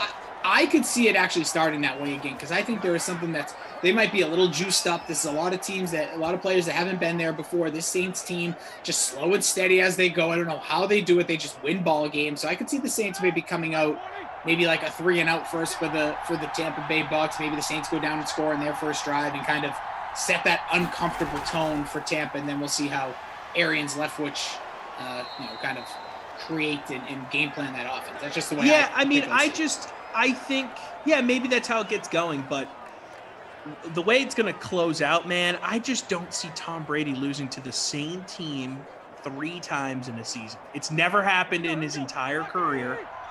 And I know you don't really play the same team 3 times all that much, right? No. But it's just never happened in his career. It's rare that happens in the history of football where one team beats another team 3 times in a season. So, I just think these guys are professionals, and they can't let that happen. They cannot let it happen. And I just think Tom Brady has really, really found his rhythm over the last few weeks. I mean, he's been fantastic. Probably the last 4 games he's played. I need to look at He's been playing great. It's been over 4, 5, 6. Oh, yes. He does what he's always done. After, Thanksgiving, he plays his best football. Just quickly, at the right time. Rossi's rant over on YouTube says Gronkowski didn't catch a pass last week, and all he caught was 1 pass the first game against the Saints. Bad call. My friend, but the namesake of my last name, just because before the history doesn't always repeat itself. I don't think Gronk's gonna be a monster, but I don't think he's gonna have just 1 catch. This is Tom Brady. This is playoff game, especially if they're down, let's say like 21-7 at some point. Yeah. Oh, he's gonna be targeting Gronk. He's gonna have to, because that's what's gonna open up the Evans, the Goodwins, the the Godwin, should I say, and the, guys like Antonio Brown. Like, this team, this is not Madden. We're watching Madden right now as the Steelers are marching down this long drive, but you really do have to open things up with the running game. Maybe you're going to see, the biggest question to me is it going to be Ronald Jones or Fournette who's going to be getting those carries early, because Fournette looked great last week against the toughest defense they may have played all year. Yeah, I think they'd probably continue to ride the Fournette train there. But Tampa running backs have been sort of dicey, right? Because it's a lot like how the Patriots offense was for 20 years. You never really know which guy is going to be the guy that week. We got a question here on YouTube. It's more of a general question, and I think actually we should get to this once we start talking about the Saturday game. So don't get rid of those. Don't even look at it. Pretend like it didn't happen. We'll table that for the second half. So real quick, I got one here. Vince Stevenson says, actually, you are wrong. It happened 9 out of the last 12. A team met 3 times. Well, first of all, don't even know what that means, that line, but I don't believe 9 out of the last 12 seasons. 9 out of the last 12 seasons, a team has met 3 times in the same year. I find that surprising. And if it's true, great. Here's what I'm going to say, because obviously we're under 2 minutes left with this game. Great drive, and they're capping off with the touchdown. Eric Ebron from Ben Roethlisberger. What a drive. Maybe the longest drive I've seen in Madden in some time, and I'm here for it. So there you go. That's Eric Ebron getting the score there. Unbelievable. And if it's only happened 9 times in the history of the NFL, I think that's probably, I'm correct in saying it's rare that we see a team beat another team 3 times in the same season. Yeah, Eric Ebron, by the way, he scored 40% owned, 3% in the captain. Ben Roethlisberger just 23% owned. That's very low ownership for the quarterback, and 3% in the captain. So happy owners there, not us. I have Roethlisberger. Oh, you did? I'm sorry. Well, not me. Aha! Yeah, baby. Travis saying, yes, sir. Ebron, baby. Captain Ebron says legacy lock. All right, so minute 44 left in the first. We're talking just about the Tampa Bay Saints game. I'll tell you right now, the reason I think this game's going to go the Saints' way is I think the defensive front for the Saints rested a guy like Cameron Jordan, who feels like he's been playing since like 2000, like Tom Brady. I think this is one of those legacy type games for him. Now, I know this is all about Brady versus Breeze, right? They're not on the field at the same time, but that's the story. I think there's a lot of pride in this game, and I also think Sean Payton is a guy who really wants to show he's like, all right, I got this. Like, I can still win one of these big games, because he's also kind of like what happened with the Packers over the past decade. They lose these games. They haven't been to the NFC Championship, the Super Bowl, in a long time. So I think this is where the Saints getting that rest, being veterans. Michael Thomas seems to have found the end zone for the first time in over a year last week. I just think that defensive front, it might be a little too much for Brady in the offensive line there. That's where Gronk, I know, does play a role blocking, but I see that Saints defense. Cameron Jordan's the guy I want to circle, watch, because I think he's going to plays. I think he's going to go nuts tomorrow, personally. Totally. Prince of Darkness saying Bucks had an easy schedule the last 4 weeks of the season and met worse teams in the playoffs. Saints beat Brady again. I like it, Prince of Darkness. That's what I'm hoping. He's not wrong. They have had a weaker schedule, but I don't know, man. The guy just looks locked in, and we've seen him do this for 20 years. Fantasy Hawk saying Saints have #1 rushing defense. Fournette isn't a wise choice. Yeah, like I said, I would stick away from Tampa Bay running backs as a whole. If you're going to pick one, I'd pick Fournette, but I'd stay away from Bucks running backs personally. Fantasy Hawk says Rossi's the king of throwing red herrings. Yeah, I'm just trying to get you off my trail. No, for me, I will just say this, and I'll let you take as much as you want the rest of the way as we have Kansas City on their first drive. The minute left, and I'm pivoting from the game. I am not rooting for Tampa Bay tomorrow. There's an interception thrown by Patrick Mahomes. Gonna return it. Oh, wow. To the 5. He's taking it to the house. The Pittsburgh DST on the board. Wow. Did not see that happening. There was a flag, though. I saw a flag. Maybe it was just an interception. I could be wrong. Oh, yes. Pass interference. Was that on the defense? Wow. Coming on back. Against the Steelers. Wow. Joe Hayden. Come on, Joe. Want to give it a go? Wow. All right, so Mahomes takes back over. So I can say this now. I doubt I'm watching this game. I've been talking about this all week on the Dream Stream. There's a sack and a fumble. Oh, my God. But picked up by Kansas City. So 2 straight plays. Mahomes is trying to turn the ball over, but unfortunately, or fortunately for Patrick Mahomes, so let me make this quick. Not going to probably watch this game. Probably going to either watch an old Royal Rumble or a movie or rewatch WandaVision several times over because I can't do it. I can't go to my ex's wedding. I can't keep doing this. I watched a little bit of the game last week. It was very uncomfortable. Too big of stakes. I don't want to see him play bad. Tom Brady, that is. And pronouns. And I don't want to see him play good. I just want this. I want this nightmare to be over. I want the Saints to win. Don't need to be a crushing blow. I'm just tired of all this Belichick versus Brady nonsense. So for me, I'm picking the Saints in my heart. I think the Tampa Bay has a really good chance to beat them, though. But I want to see the Saints win. I love you, Tom Brady, but I'm done with it. I understand. I totally understand. You're always going to have a little bit of love for those we've loved in the past, right? And it's tough. It's hard. But I still root for my guy, you know. And look, I'm not saying what you're doing is wrong. We all cope differently, right? Yes. But the way I'm coping is by just supporting my man. You know, I'm just staying by him. I'm already ready. Is this quarter over yet? I knew we'd get to this point where I get emotional. We'll say this. Troll says, Brady going to be the patented playoff Brady like usual, still in New Orleans. No, he's not. He's going to lose. That's what I want. Well, we'll just say this. So are you taking the Bucs? Yeah, I'm taking the Tampa Bay Buccaneers. Look, people are trying to make this a Brady versus Breeze thing. No. And yes, they've played, 6 times? And Breeze has the better record. But this is a different Drew Brees and a different Tom Brady. Tom Brady is still playing at an extremely high level. Drew Brees is a game manager at this point. He's a high-level game manager, but he's a game manager. He can't throw the ball down the field. Like we've seen. No, this is not Tom Brady versus Drew Brees. This is Tom Brady versus the Saints. And I am going to lean the guy that's gotten the big wins over the past 20 years over the team that hasn't figured it out in recent years since winning that Super Bowl over the Colts. That's just the way I'm going to lean. I'll take a tie and they both get eliminated, and whoever wins the other game gets a bye to the Super Bowl for all I care. Fantasy Hawk says divorce is hardest on the children, and you're dang right. And then other people are be happy for Brady. I'm not happy for Brady. I just don't want to see him win. I'm having a very difficult time with that. It is uncomfortable. This is the first time, you can make the Joe Montana comparisons in Kansas City. Joe Montana, with all due respect, was not Tom Brady. He just wasn't. Tom Brady went to 9 different Super Bowls. It's just a different Every year before last year, for the last decade, the Patriots were in the AFC Championship or the Super Bowl.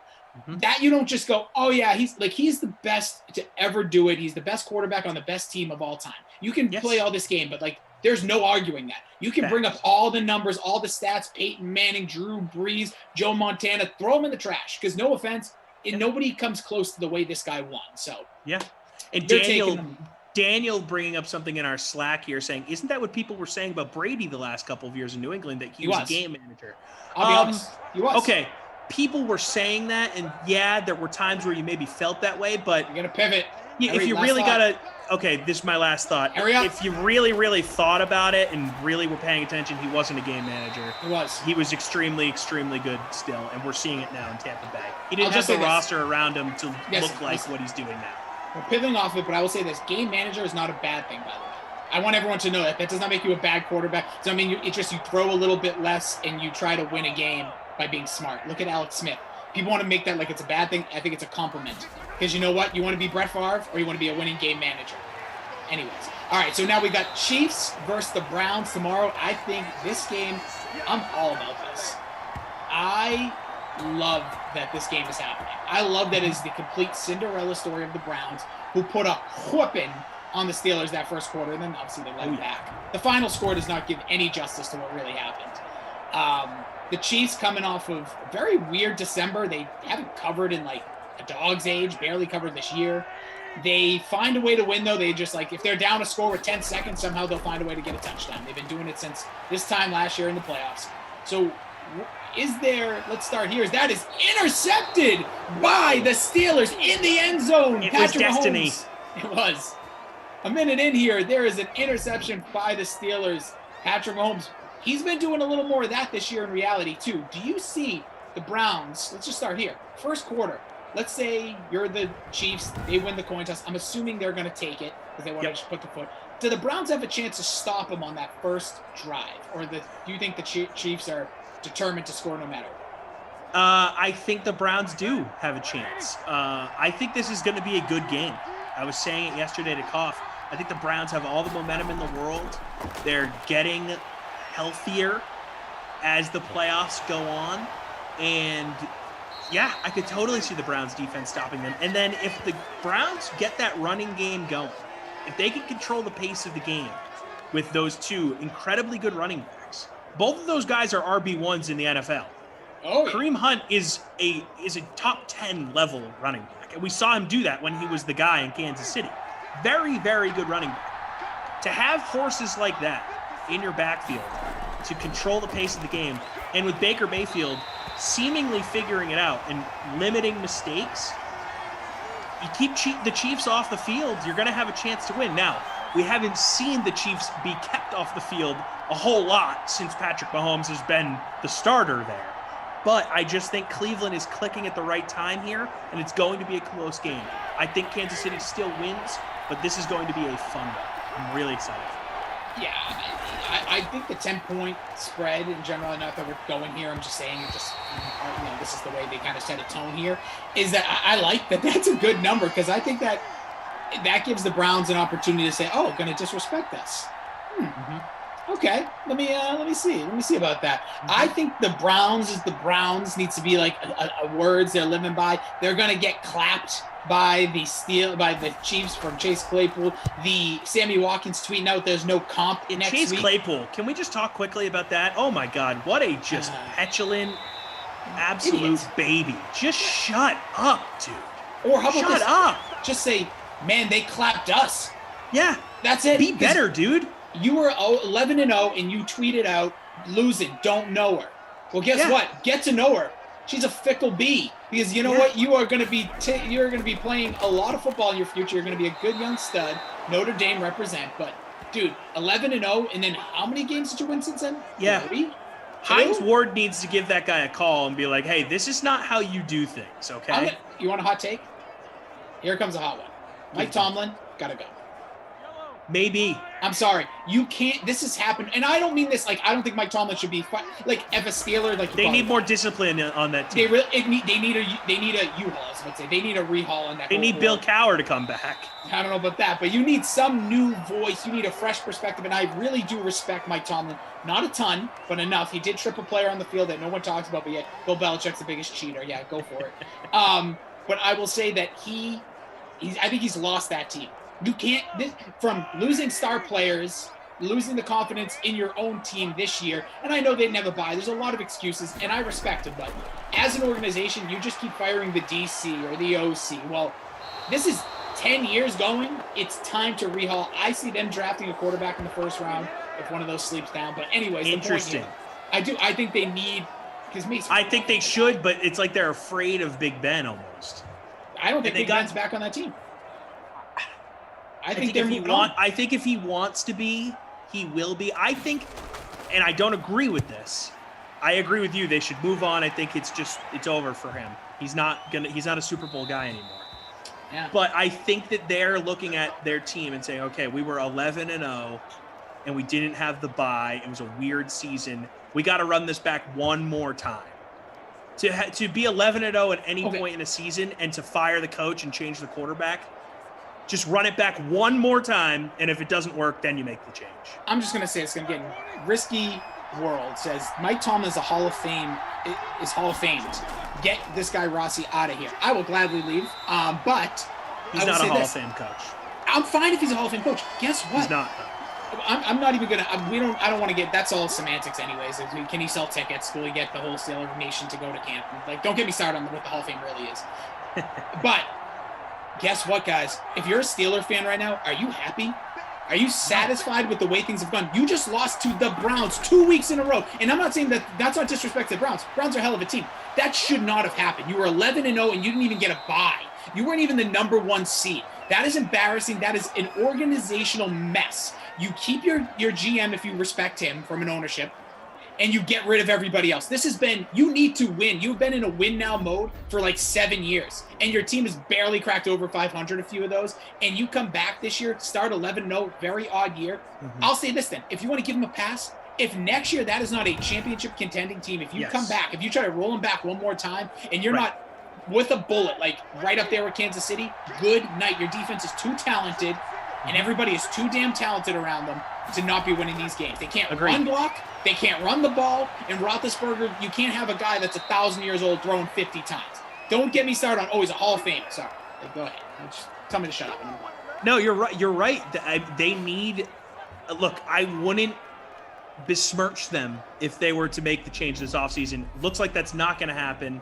It would have probably happened earlier this week if it was going to, because, they don't really waste time with these types of decisions. Jaro says, hold on real quick. Jaro says, someone get Kenny on the phone. Rossi, that's enough. No, and I want to say something. Kenny stinks, but I am not going that. Like, that is not. If you're going to put that in the category of, like, the things that he said, and I'm fine with it. You judge me how you want. That's how we do things. This is what we're here for. If you get a screen pass, there's a game going on. But I will just say that Tomlin, really, amongst all of you, over the 500, smash that like, appreciate you being here. Do you really want that? Like, I know we're supposed to talk about Brown's cheat, but it just relates in. Like, he stinks. All right, he stinks as a coach at this point. You can put him in the Hall of Fame. I don't really care. But he stinks. He isn't getting the job done. Hasn't gotten the job done in a very long time. Call me whoever you want. But don't call me Kaufman. But back to this game. So, Brown, so here's the one thing. I'm going to give you a little game script on, John. Ooh. What AI thinks it's going to go down is Chiefs start with the ball. They are going to score. They're going to come down. They're going to march. They're going to do what they do. Yep. Browns are then going to run the ball down their throat. People say the run defense is great, but I see it actually happening. It might not be the first drive, but I see those guys getting hot, them finding ways, because you have to remember something. I don't agree with this, but we're going narrative street. Here comes your Kaufman. Remember a guy named Kareem Hunt, where he played? Believe it was the Kansas City Chiefs. There was a story that came out. We're not getting into it, but I'm just saying things have happened with Tyreek Hill. He's still playing there. But Kareem Hunt, out the door within moments. Not saying it wasn't the right call, just happened to him. He is in that locker room right now. They're probably doing walkthroughs or practice, whatever it is. And he is telling these guys, we need a smash. Yep. This is a team that basically gave up on me right away, which he owned up. He got suspended. I agree. I don't think people like that should be in the league. I'll take, there you go. Now you can come whoever you want. But with that being said, he's rallying these guys up. And he's telling that defense, here's what they're going to want to do to you. He's the guy that I think can really, hopefully, push the team over the edge. Do I see the Browns winning? No. Do I want to see them win? Yes. Absolutely. Like, is there anybody in the chat, unless you're a Chiefs fan, or a Mahomes guy, because he's obviously very likable, like, don't you want to see the Browns win? You have to root for the Browns. Have to. And honestly, if Mahomes loses to the Browns, like at this point in his career, like we know Mahomes is going to be back, right? Like it's almost good for him to sort of get his comeuppance here. Everything's gone right for Mahomes since he took over this job. I mean, outside of the D Ford offsides, we might be looking at the Chiefs as two-time AFC defending champs here. So I would love for the Browns to win, and I think you're so right here. The Browns are going to try and run the ball down the Chiefs' throat, and they have to. If they want to win this game, they have to control the pace. They need to keep that all-time great offense on the sidelines. Yeah, they have to do it. I agree, and I think here's another thing, a little sleeper on this. You just mentioned that D Ford offsides. With all due respect to Andy Reid, here we go again. He's found these ways to lose these big playoff games as well. Now, obviously, Mahomes they were down double-digit points every playoff game last year. Found a way. Love Andy Reid, a lot of respect, Hall of Famer, whatever. But like, that's not good. you don't want to be putting yourself in that position. I think the Browns went up 28-0. Yes, I get they only won by 11. But I could see this Browns team. Don't let them mess around like that, because this is a team. I think they are the unit of the year, where it's like they all play for each other. They vibe off each other. Yes, it's so unfortunate what happened with Odell Beckham. I still think it played into the comfort ability for Baker Mayfield to get into that Stefanski offense. So I'm telling you, I'd love to see. I want to see one of those games that like the whole afternoon is back and forth. Like give me like a 35-32 finisher. You tell me who wins. I just think that I want it for the Browns. I want it for the NFL. I want it for the AFC. I think the Sunday slate is incredible. Like those two games are so awesome. Like I am so excited to just sit back tomorrow and enjoy both of those games. And I'll raise this question to you because it's Browns-Chiefs related. I was saying this to Koff last night. I want to hear your take. Yep. Let's say the Browns somehow pull off this crazy win, right? Yeah. And maybe they get to the Super Bowl. Maybe they win the Super Bowl. Whatever it is. Whatever you deem a deep Browns playoff run to be, right? Let's say Odell Beckham. Yeah, exactly. Look at this. Holy smokes. Wow, what a touchdown. Tyreek, an absolute laser saying, shut up, you fools. Give me a dang touchdown. That was like 175 yards. That was incredible. Andy Reid is pumped. He is jacked. He's lost some weight. He's looking good. He's putting on that TO onesie. So let's say the Browns have this deep playoff run. Everyone's fired up in Cleveland. Let's go. Odell Beckham, healthy, ready to go. Do you say, you know what? Thanks, but no thanks. We've got our thing rolling here. We don't need to bring your ego back in the picture. We've got things good here. Thanks. We'll trade you and try and get what we can get. Or do you say, let's give this one more chance. He's incredibly talented and see if we can be even better. What way would you go? I'm going to look at the number just because it does play a role in spot. Let me just see what his cap is next year, because that is very important. But overall, I'll tell you what I think either way. So next year, he's coming in, so 2021 will be next year at $14.5 million. I still think you want to. It's not that much dead money. Nope. I think you want to bring him back for this reason. I've said it this year. I think it was with you. I said as soon as he got hurt, I'm like, this is good for the Browns, because I didn't think Baker was comfortable in an offense with the Jarvis Landry and Odell Beckham. That's a run-heavy offense, and he's still trying to deliver the ball. I don't think they mesh. And that was in what, week 6 or 7 when he went? Whatever it was fairly early. Stefanski definitely was committed to running the ball, though. There's no question. And I felt like Odell might have pulled the Stephon Diggs, Adam Thielen go back a year. Both of those had stories of like not liking the offense, not feeling involved. Back to the point, I think he's back next year, regardless, Super Bowl or not. I think you don't, unless you can get like a first-round pick for whatever reason, which I don't see right now in 2021, especially with cap and everything. Unless you have to make the cut, you bring him back, because this could turn into something. Like if you lose this week and it's because you couldn't get the points on the board in the passing game with the Peoples-Jones or Higgins, like these guys, then you have to. You'll see. I think tomorrow is a very clear. The rest of the way will be a clear cut. Like if they run the ball down the throat and they win 2 more games, make it a Super Bowl, even win tomorrow. See you later, Odell. We can do it without you. We can do it in this lower budget. I think we could see a little Ewing theory situation where Odell Beckham Jr., incredibly talented, but look, we have an identity. We have things figured out. We don't need that voice in our locker room. We've got our leaders in place. See you later. I could totally see that happening. I would not be shocked if Odell Beckham Jr. is a Cowboy next year or something crazy. Yeah. 31 Kansas City, 20 Browns, says Jordan Lindenbaum. Yeah, throw in those last minute. What do you think the score will be tomorrow? So you throw them in there, so that means they would cover, actually. But I will say I think the Chiefs are going to win. This is going to be the most George Bush take of all time. This is either going to be like 55-10 Chiefs, or like I said, like 35-32, potentially Browns or Chiefs. I just really hope. I'm going to be jacked. What is it, 3:05 tomorrow? I am already got goosebumps. I'm excited for that game. As a Patriots fan, so I don't dislike the Chiefs. I don't have anything against the Browns. I love the story. So that's the one game I think of all of these that I have no legacy or thought. I know people want to say, oh, but Mahomes could beat Brady in the future. Well, go get it, kid. Go do your thing. Yeah, right. No, I don't dislike either one of these franchises. I really don't. They haven't given us a reason as Patriot fans to dislike them. Browns have been bad forever, and Patriots had the Chiefs' number while Brady was still there. So, Let me give you a couple more scores here. Mike Drummond says 42 Chiefs, Brown 35. Baker will play hero ball and blow it. So that means you would think that Green thinks that would be a probably big. I don't think Stefanski will allow Baker to play hero ball, and that's why the Browns have had such a good season. He's taken the ball out of Baker's hands enough to allow the Browns to control the pace of games and win ball games. They have 2, as I've said, incredibly good running backs. They've become a running team. Baker is not going to be put in a position to lose that game for Cleveland. It's going to be Kansas City's defense and Kansas City's offense overpowering Cleveland's defense that will win the game. Steve Weber, Cleveland wants the ball to start and wants to get up. They can't win from behind. That's why I think the Chiefs will take it if they win it. My name is Jeff. 48 Chiefs, 23 Browns. Could see that. Baker could throw, B. Kent, I was just rifling these off real quick as we get to the end of the half. Baker could throw for 400 yards playing catch-up, and we'll see it be 50-35 Chiefs. Let's see. So Hill and fade Kelsey. People asking about the game. So I'll just say this: I would say load. I get one of those running backs from Cleveland if you're doing both games. Because I don't like either. Kamara, if you want to pay up, go get him. Good luck. I don't like personally either one from Tampa. Don't love CEH. Either Browns running back is smart. That's a good call. I think they're going to get involved whether they're down by 50 or up by 10. That's the offense. Yeah, so I think I get them from. I think you have to roster either a Kelsey or a Tyreek Hill.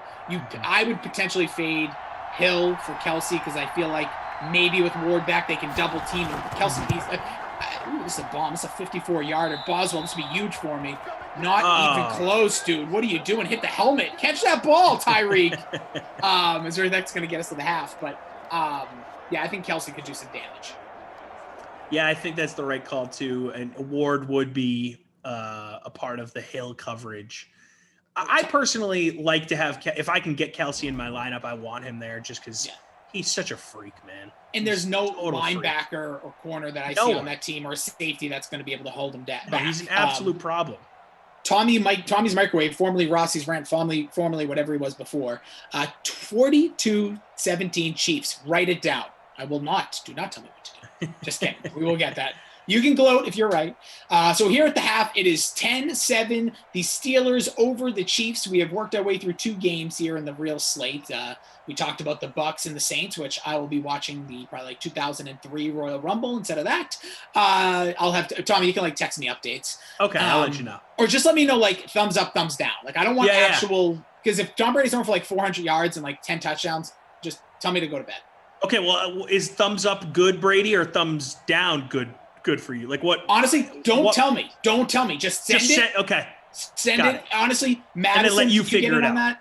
Yeah. Ups and downs. 03 would have been, no, that wasn't Stone Cold. Stone Cold won 02. I mean, 01. 02 was going into, it was Brock. 03 was Brock. That would have been Brock Lesnar. Sorry.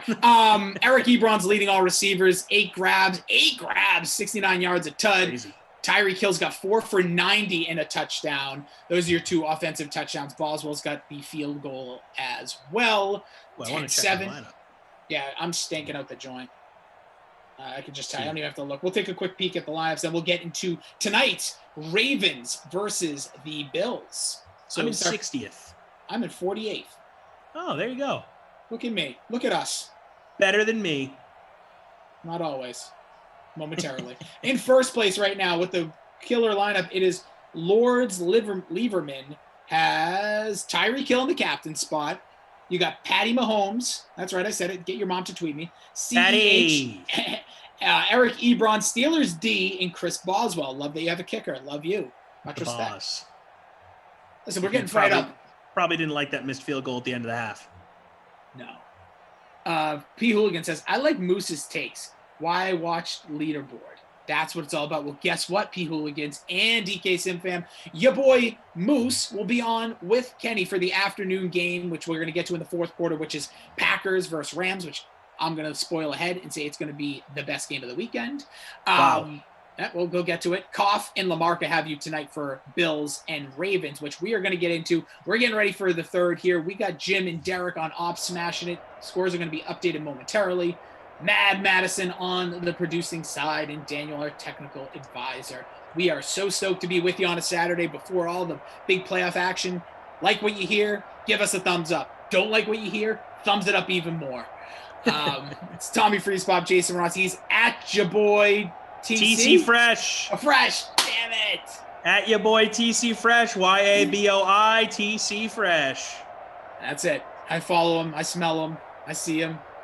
He's got a great pod with the Great Dane Nation with our guy Morton Anderson, baby. Morton Anderson. Actually, it's apt that we're doing a Steelers sim right now. We have Dermontti Dawson, one of the all-time great centers in the game, joining us on the podcast next week. This week we had James Lofton, one of the all-time great wide receivers. 2 Hall of Famers right there. So check it out, Apple, Spotify, or wherever you get your podcasts. I just have to say this, then we'll move on. By the way, yes, check that out if you want to check out some other random stuff. Pop Culture Pile Driver. This week we talked about our favorite wrestlers. We have the Office Season 5 review this weekend to me. Oh, nice. And Billy Delaney behind the scenes here for DraftKings. Two funky, fun guys that just love talking. All right, Brother Phil says, Rossi, get over it, man. Why do you even care about a dude who stabbed you in the back? He did. Stabbed your franchise and your fellow fans in the back. That's right. Stole $1 million from the program to help struggling. I don't know the last part, but no, that's way too dramatic. Way too dramatic. And I don't agree with that. I will just say he did. If it doesn't feel like a stab in the back, it feels just like a bad breakup between parents. But getting into tonight's Ravens Bills. Are you kidding me? This is not the first round. This isn't wild card, random team sneaking in. We're talking about a powerhouse Bills team in this in reality in 2020 into 2021. And the Ravens, who did what most teams that sneak their way to a Super Bowl do, got hot at the end of the year. People stopped talking about them, stopped caring about them. And here they are. They got their bike back, as RG3 said, and beat the Titans last week in a big boy football game. Here they go against maybe obviously the Browns is a Cinderella story, maybe like the hope for like the next Chiefs potentially, like that this new rivalry we're trying to build up, like when we had Peyton Manning and we had Tom Brady. Maybe it's Josh Allen and Patrick Mahomes. People I think want to see this Bills team rise up and keep the Patriots down. I know I do. I want to see, not to keep the Patriots down, but I want the Bills to have some success here. So they're incredibly fun. The Ravens come in. Former MVP Lamar Jackson got his first win in the playoffs. Looked good. It looked great from the second quarter on. What do you think here, Tom? What are you looking at? What do you feel? What's the vibe for you going into this game? Man, of every single game this weekend, this is the one that I am struggling with most as far as who to pick. I don't care about the struggling. I am struggling to decide who I want. Well, not who I want. I want Buffalo to win, but who I want to pick. I think I gotta go with Buffalo. I think they have a more talented roster. But the Ravens are getting hot at the right time, man. And Lamar Jackson's doing Lamar Jackson things. That run last week. Oh my. That incredible. Is, and I know that the Titans defense is a little soft, just like my midsection, but that right there to me was like, okay, like that's like when you're a running quarterback, you need a play like, it doesn't have to be a touchdown, but 30-yard, 20-yard run that just kind of, all right, shake off the dust, shake off the cobwebs, and here we go, get confident. And I think that's what that was. So if he can roll that into this week, the Bills defense can be suspect at time, and their linebacking core can be picked on. That was another great defense.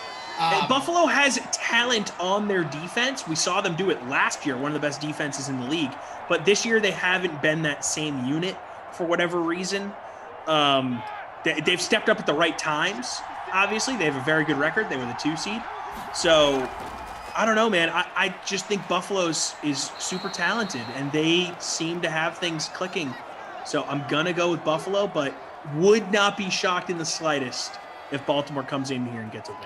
I'm going to run down some comments here. JJ Fat, Diggs or Beasley in Classic? Anyone got a take on that? Well, we're the take masters. I'll start here. Diggs, not going to happen again what happened last week. I think this is a big boy game. This is we need, like, all the troops need to be rallied. We need our big dogs playing, so I will say Stephon Diggs. Same. He's just been the guy for them all season long. And, yes, I know last week was what it was, but they work the ball to that guy. He was among the league leaders in targets. And he's just a special talent. And you bring in a guy like Stephon Diggs for this weekend, for this game. Big play dude. I don't see the Bills beating the Ravens without Stephon Diggs making a play that we remember, whether it's a touchdown or a huge catch. Yeah. So, okay, there we go with that one. Do you have Lee Carroll, Rossi, and Tom actually watch The Sim? This isn't a podcast. Thanks for coming by, Lee. Yeah, we do watch The Sim. It's 10-7.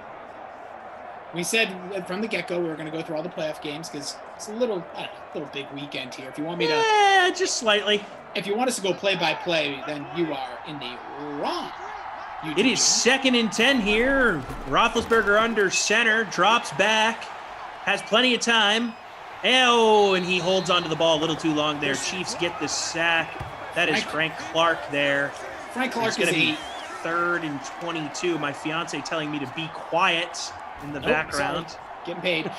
Frank Clark is a 92 overall in Madden. He has great attributes, including the swim move to get past the tackle. You see there, his tackle rate is good. Hits Roethlisberger high, so that's why you're going to see, Tom, those plays get pushed back here. So now we'll see what they have in the playbook with the 3rd and 22. There you go. There you go, Lee. Some other questions here about this one. Diggs going to fry Marcus Peters. That's what people saying. Diggs, go big or go home. Let's see. I probably saw a few other things here, but let's Texas Mayor saying I wouldn't get a wide receiver in that Bills-Ravens game. I would get a running back instead.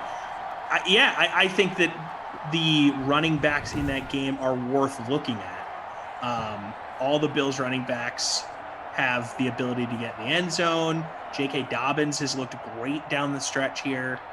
So I think the running backs in that game are a good call, but I don't know. I like Diggs, man. I'd have him in my lineup. So, yeah, because this is the big question. I'm in this one pool that you have to pick a quarterback, a running back, a receiver, and then like a flex that could be a receiver, running back, or tight end. And you only get like each week, so you can pick one. So I already picked Lamar, so I can't pick him. So I'm wondering of all these quarterbacks this weekend, do I go with like a Mahomes or do I try to save him down the line? Go with Josh Allen, man. I think that they're going to kind of go back and forth here. I think both of those guys have big games. Or do I go Brady and think that's going to be a shootout and he loses? It's going to be a tough one. But anyways, back to tonight. I'll get that done. I'll have Daniel and Madison on me on that one too. Everyone pick a player. I had Jarvis Landry last week, which was used. I didn't think they were going to win, but I'm like, he's going to hopefully get some, but that was a good one. I already played Chubb as well, so he can't be played. So here's a question we got in the first half, Rossi, that I want to throw at you. So the question was, which of the defenses that are playing today do you trust most? It's an interesting question, and if your answer has the second game involved, I'll wait for you to give that answer. Second game, as in the second game we're talking about, first game of the day. So if you have the LA or Green Bay, we can talk about that in the next quarter. Personally, I'm not really trusting any of these defense. I feel like I want to trust the Packers defense the most because I have no confidence in the Rams. None. Yeah, I think Ravens-Bills is going to be a great game. I think you're going to see two great MVP level quarterbacks go back and forth. I think that's going to be so fun tonight. I'm very excited to watch that. But I think the Packers are going to roll the Rams. We can talk about more of that in the fourth quarter. Yeah, defensively, I don't trust anybody. So most trust, I have to just say Packers because of the unknown. I just don't. I could see Buffalo, but I don't trust them enough if Lamar gets hot again. So that's. I don't know the weather up there as well in Buffalo today, and I really am not going to let that play too much of a factor. If Lamar's going to do his thing, he's going to do his thing. Right. Exactly.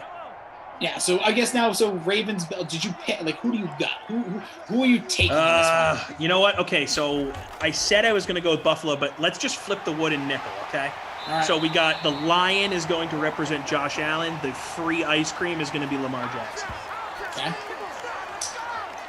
And go Lamar. Okay, so I picked the Bills, but the wood and nickel is telling me the Ravens. I just don't know who to pick, man. I don't know who to pick. All right, so that's weak. I will take the Bills. I think the Ravens I don't want to see win, so I'm doing the same thing I kind of do with the Saints. I don't really like the Ravens. Just being a Patriots fan, I've never really liked them. I like the Ravens. They also stole a franchise. I dislike. Yeah, they're really the Browns. Number one. Number two, the Ravens. I hate way more than I hate Buffalo. I can understand why Buffalo hates the Patriots because we dominated them for 20 years, but they never did anything to us. Nope, not much. So, they got my guy Drew Bledsoe playing for him for a little bit. Josh Allen Lawyer Malloy. Josh Allen just broke the records of Drew Bledsoe passing for Buffalo. And I got nothing against Josh Allen. I got nothing against, I don't really love Lamar Jackson, but I don't have anything against him either. I just don't like his necessary style of play. He's a nice little. John Harbaugh is a huge baby. I don't like him. Don't like him. Whiner. Big old whiner pants. I will just say as we wrap up, I'll take the Bills. Or even though there is a part of me, imagine Browns Ravens in the AFC Championship. Could you imagine those fan bases? But here in Simland, I would pick Cleveland. I'd pick Cleveland if that was the case. I would love it. Just so you know, Lee and all those wondering, it is still 10-7. It is an action-packed game. Ben Roethlisberger's run for $146. Patty Mahomes 130. He's got a tud and a pick. Roethlisberger's got a touchdown. That was to Eric Ebron. Mahomes threw a bomb to Tyreek Hill. That's all you're scoring. Chris Boswell doing Chris Boswell things, booting field goals, probably chugging a natty ice on the sideline, loving life, keeping it warm over there in Three Rivers Stadium, even though we're in Kansas City, where it's actually probably colder. That's it. There's your game recap. So we're going to get into the fourth here. And any other questions, if there's anything else I need to know? Roll the Rams. I doubt that. Okay, well, there we go. There's your one take. So we're going to get into Rams, Packers, which I will say is the highlight. I'm Chiefs and Browns I have the most excitement for. I just don't know if the game's going to turn out to be good. I want it to be. I think this right here is an amazing matchup. Interesting. Yes. So right now, just so you know, no bonus yet either. Tyreek Hill's got 4 grabs for 90 yards. He had a screen pass that was tackled early. He's got the touchdown. Ebron's still got 8 for 69. I don't know if we're going to get a bonus or not. I hope we do. But yeah, going into this one, Rodgers versus that defense. Oh, baby. You got Aaron Donald, who looks, I don't know, he's definitely not going to be 100%, just not going to happen after a week, but looked like he'll be revved up, ready to go. Jalen Ramsey versus Devontae Adams, baby. I was going to call him Devontae Parker. Devontae Adams is what I've been saying all week. That if I could get a solo cam, if I could get just like a feed of just those two, you don't need to get a camera. I'll play for the fans only, but like they're going to be jaw jacking. They're going to be talking trash. They're going to be all over each other because Devontae Adams is the movement of this Packers offense, in my opinion. They've had great games from Aaron Jones. They've had nice games out of Jamal Williams. They've even had the new quad father. I can't think of his name now, out of BC. A.J. Dillon. Thank you, A.J. Dillon. There's a touchdown for the Chiefs. Patrick Mahomes gets off the snide, connecting with is it Dante Robinson? DeMarcus. All the Robinsons are scoring together. The family's back in business in the end zone. Patrick Mahomes, second score of the game. But yeah, I'm all about that matchup, and I actually think that Jalen Ramsey's going to win. Wow. Okay, so I got a few things to say here. First of all, it's the game I'm least excited for this weekend because I think the Packers offense is so overwhelming. And I just don't have enough confidence in the Rams offense right now to keep up with Green Bay. And I know the Rams defense is very good, but Donald's a little banged up, and Jalen Ramsey is going to have his handful with Devontae Adams. And, you know, not to plug the pod too much here, but we talked to James Lofton on the podcast this week, one of the all-time great Green Bay Packer wide receivers. And he was talking about Devontae Adams and why he thinks he's the best receiver in the NFL. The guy, while he doesn't have that 4.2 speed, he's more of a 4.5, 4.6 guy. He's able to sustain that 4.5, 4.6 all 4 quarters. That's why you see Devontae Adams with these back-breaking second-half touchdowns where you're like, oh, my God, Green Bay is just pouring it on. Because Devontae Adams is playing like it's the first snap every single snap. And when you have a guy like that going up against a guy like Jalen Ramsey, who is going all out every single play, I just think that's going to wear out a corner. Playing corner in the NFL is really, really hard. And I know he's one of the best we've seen in a long time, but when Devontae Adams has Aaron Rodgers throwing him the ball and Jalen Ramsey has to worry about that too, that's a lot. That's a lot to ask of a guy. I agree. I just think he's playing corner like we saw very few play in the past. Guys like Revis, guys like Stephon. He's on that level. No question. Right now, he absolutely is. Real quick question we see here from the chat. Reynolds or Jefferson in this one? That's tough because I don't like either one really. Yeah, pass. Yeah, can you go with Cam? Reynolds. I guess I'd go Reynolds. Yeah. The tight end, Reynolds. David says, I think the Rams quarterback thumb is hurt like a mother trucker right now. I'm sure it is. And guess what? The Wolf ain't in there anymore. Here's the reason why I like the Rams. There's some sort of like swagger going on here by Sean McVay. He was going to play the Wolf. Jared Goff was not playing last week. That finger is not right. And the Wolf got knocked out. There's a Wolf. And he got tossed. So in comes Jared Goff. And I wonder if there's a little bit of that confidence level with Jared Goff. He's kind of played pretty poorly down the stretch even before the finger injury. And they're saying, okay, Cam Akers they found it. They found what they were looking for all 60 weeks of the regular season. Get this guy the ball, get him out running. That's incomplete by Ben Roethlisberger. Just dancing out of bounds before he catches the ball. Come on.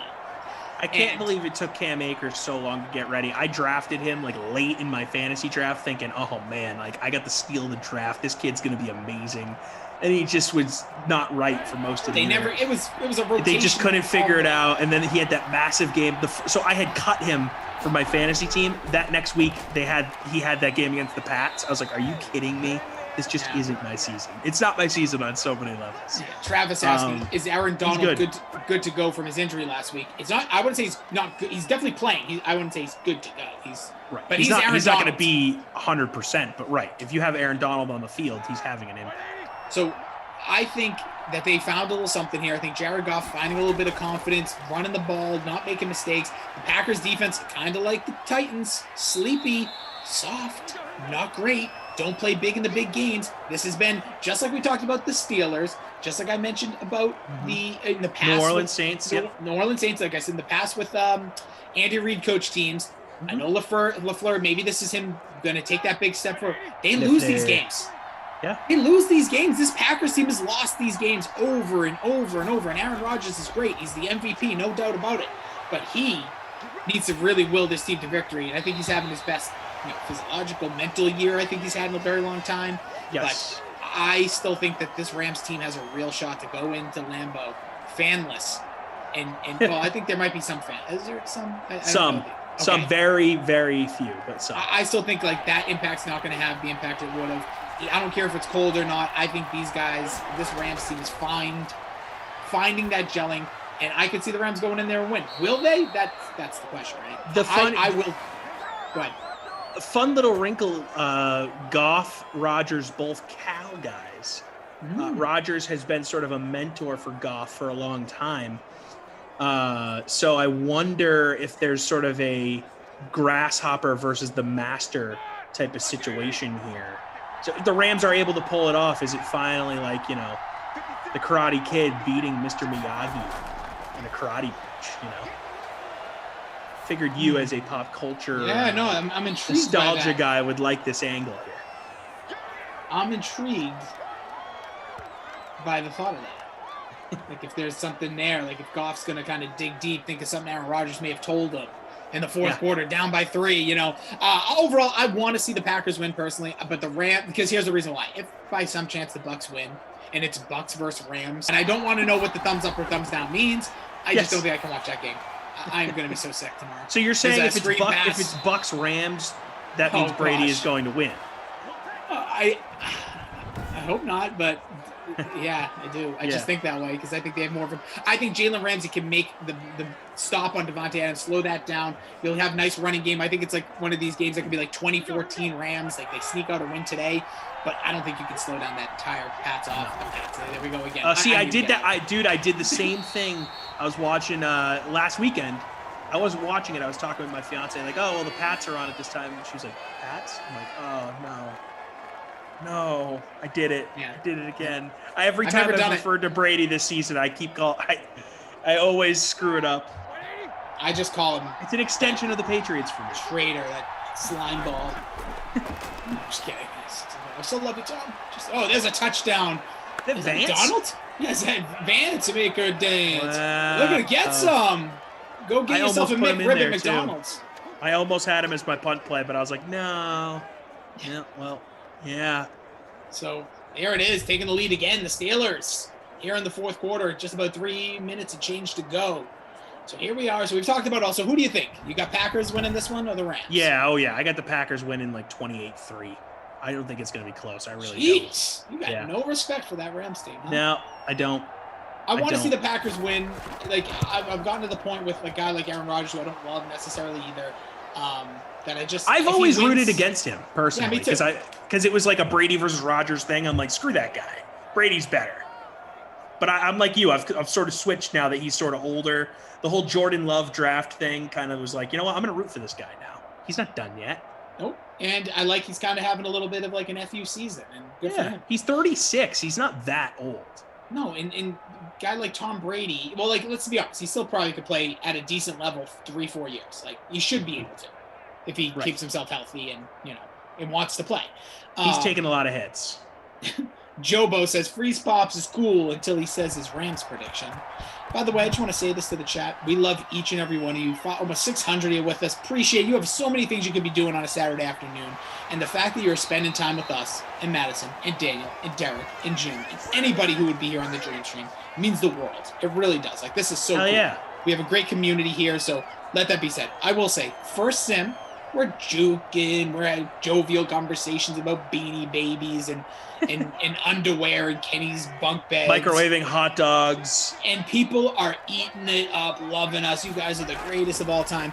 You start predicting football to this crowd. People get so mad. You're an idiot. Get out of here. You don't deserve to have this platform.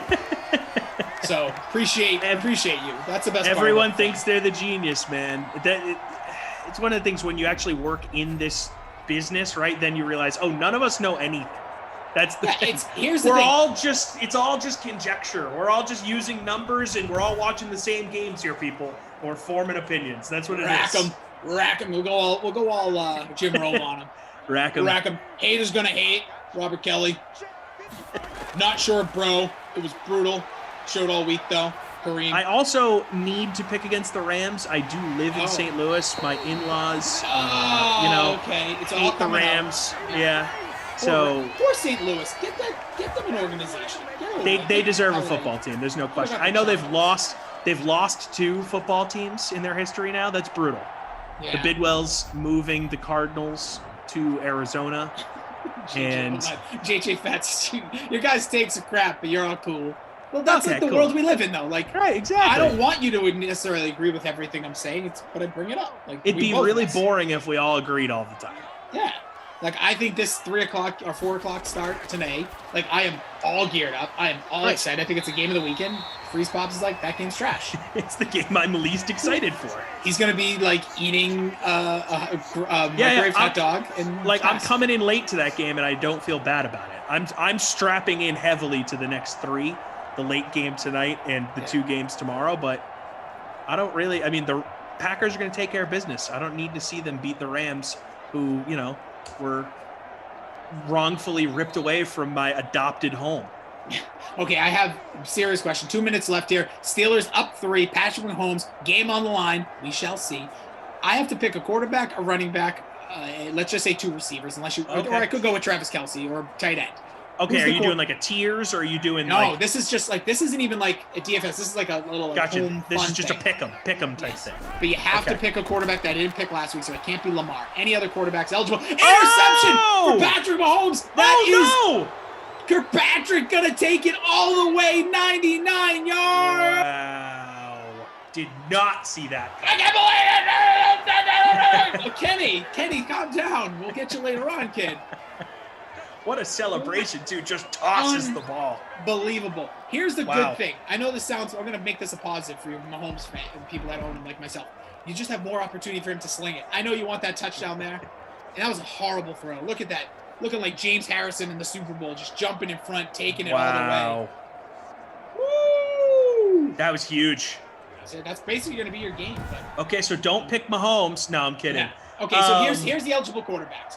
Yeah. Rodgers, Goff, which I'll be honest, don't like either one in this game. Josh Allen, maybe. Baker. It's kind of interesting about Baker. Mahomes, Brady, Breeze. I don't like Breeze either, and has nothing to do. I just don't know if I can put my faith in Breeze throwing for a ton of yards or getting a lot of points. I think the 2 I would target if I were you are Josh Allen and Tom Brady, like we talked about earlier. Yeah, I just think Buffalo and Baltimore is going to be a blowout. And not a blowout, a shootout, I should say. Yeah. I think that's going to be a fun, high-scoring game. And I think Tom Brady's playing at a high level right now. So at some point, you're going to want to use him this postseason. So, but that's my point. Do I think ahead, though? Because this thing goes all the way to the Super Bowl.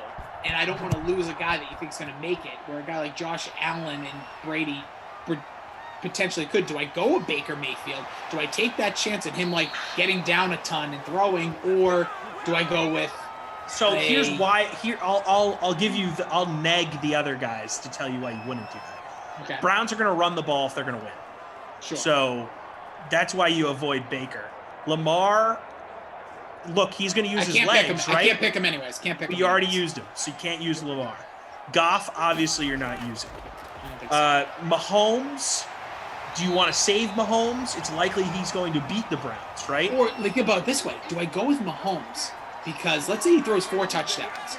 Then he goes up against a Buffalo. Well, I don't think Buffalo's all that tough of a defense either. So it is tough. I'd save Mahomes. Okay, so I would. So we're down to Allen and Brady. Because you're not playing Breeze. I'm going Brady. So you really just got to flip a coin and decide. Okay, so I'm going Brady because I just don't want to play this game anymore. I want to go home. I want off the ride. There's a deep ball. There he is, Patrick Mahomes. Tyreek Hill, second touchdown of the game. Bombs away. Tyreek, we're getting right back to a field goal game with 111. The last 2 minutes of this game has been insane. What a throw by Mahomes.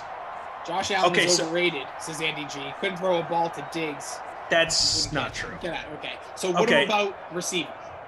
Okay, so you get one receiver here, and who did you play? Who did you play last week?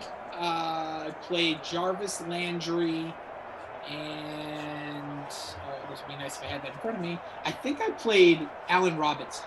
90% sure of that. Wow. Okay. I did. So you've got a lot of flexibility here. Yep. And again, you can't use them again. Can't use Landry, Chubb. Those are the only 2 for the rest of all the games. Okay, so I would save Devontae Adams because they're going to beat the Rams. I'd save him. I'd use Steph Diggs because I think that game is going to be back and forth, and you might not have the chance to use him again. Do I not want to team up somebody with Brady though? I still can't. I have 2. So you think Diggs and maybe a guy with Brady and just and maybe Godwin. That would be the guy. I think Brady and Godwin have a really nice thing going. Those would be the 2. I'm going to look at this, and then what about a running back? Because this is where I think so is it one again? Is it 1 or 2? Okay, it could be 2 if I want to take one of the 2 receivers out. And how many running back? Who did you use last week? Chubb. Okay, so onside kick is out. It is picked up by the Steelers. Still 3 timeouts for Kansas City. I'd use Kamara. I mean, not Kamara. Sorry, Kareem Hunt. I'd go with Kareem Hunt because the Browns are likely going to lose, right? But they're going to run the heck out of the ball, and he's been a factor. But don't you think Kamara should be the play then? Because don't you think the Saints are going to lose because Brady's going to put up a ton of points? And Good point. It's a good point. Yeah, those would be the 2 guys. Those would be the 2 guys I'd target. I wouldn't target any of the running backs today, although Aaron Jones pops off here and there. But I would go with Kamara or Kareem Hunt. Those would be the 2 guys. So right now, projectedly, Brady, Kamara, Diggs, Godwin. I don't know if I like Godwin out of those still. Do you think he's the one? Well, Evans has been banged up. Yeah, I guess you're right. And then who do you trust? Do you trust Godwin or Antonio Brown? Yeah, because then let's keep then, or do I take Diggs out? This is challenging. Do you go Michael Thomas, who seems to have figured it out finally? I think the offense is going to go through Kamara. No, do I avoid the Chiefs here though? Do I really think not playing any of them? I just think that you obviously if you play Chiefs players, it's going to benefit you this week, but next week you're going to want those guys. Oof. It's tough. Use Hunt or Kamara. I'm seeing the Akers. Oh, that's a good point. Do I go Cam Akers? It's a good idea. But do you Kamara, trust him? But I don't think Kamara's gonna. If we all are kind of leaning towards the Saints being, I could go with 2 running backs though. Do I go Cam Akers, Brady, Kamara, Goodwin? Do you trust Akers in this situation? Obviously we know he's good, and that's the end of the game. But has he done it enough times for you to think that at Lambeau as a rookie, he's going to step up and make these plays? I don't know. Or would you rather go with Kamara? Oh boy, I'm going Kamara. I think I'd go Brady, Kamara. Kamara, Goodwin, and then I don't know about Diggs. I'm not 100% sold with that defense. I'm not saying they're, is there somebody? No Cooper Kupp, by the way, officially will be out versus the Packers. That just reaffirms my Packers 28-3 prediction. Yikes. Do I take Who's another receiver that could, like, do I go Robert Woods? Do I take a chance with someone like him if they're not Well, gonna now win? that Kupp is out, Woods will definitely get a majority of the targets, but how much are they throwing? Exactly. How great is that offense going to be? Or do I take no, I'm not taking a receiver. I take like Hollywood Brown? No. I would avoid Ravens receivers. Yeah, I already took Landry. Their run first team. I think I'm going to go Michael Thomas. I think I'm just going to stack that game and just hope for the best. I don't mind it. I don't. Michael Thomas is incredibly talented, obviously. Found the end zone last week. He's healthy now.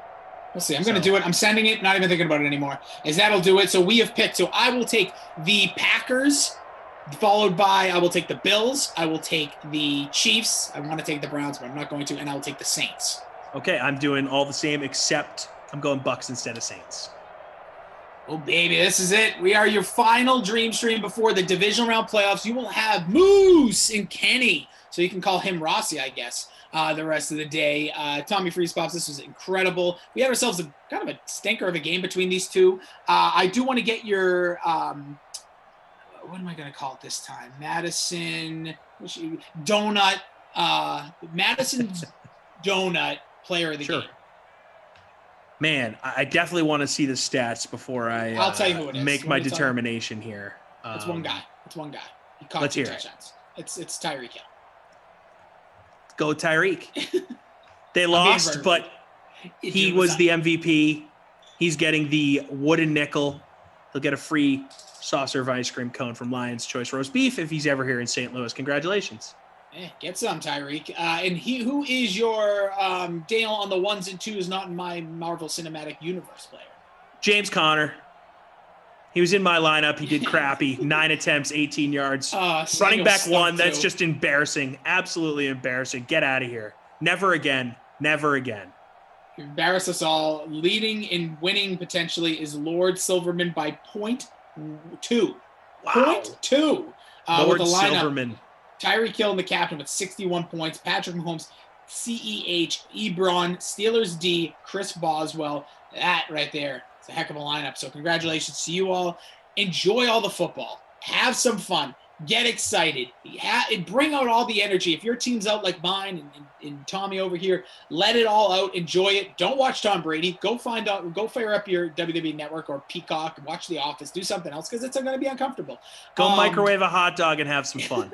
See how long it takes till it explodes. But in all honesty, guys, this was so much fun, DK Sim Fam. Like I said, you guys have so many options on your week-to-week and your day-to-day. To be a part of our time and spend time with us means the world. Smash that like on your way out.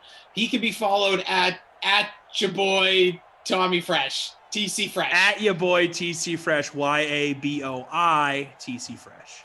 Make sure you check out Great Dane Nation on your Apple, Spotify, wherever you get podcasts. You can follow me along at Jason D. Rossi. I have a podcast called Pop Culture Pile Driver. We found here on YouTube, Spotify, iTunes, any reviews, everything we appreciate. But on behalf of the lovely and amazing Madison, give it up for Madison. Great job today, Madison. Woo! For Daniel, unbelievable job by Daniel today. The heart and soul of the stream, Derek. Give it up for Derek. Derek. Your, my, and everybody's boy, Jimbo. Jimbo. Go root for your teams. I hope your team wins unless you're rooting for the Buccaneers. Enjoy the football. Thank you so much. Moose and Kenny will have you the rest of the way for your first game. Again, we made our picks. You make yours. Have some fun. Stay hydrated. Be positive. Tell somebody you love them. We'll catch you next time. Bye.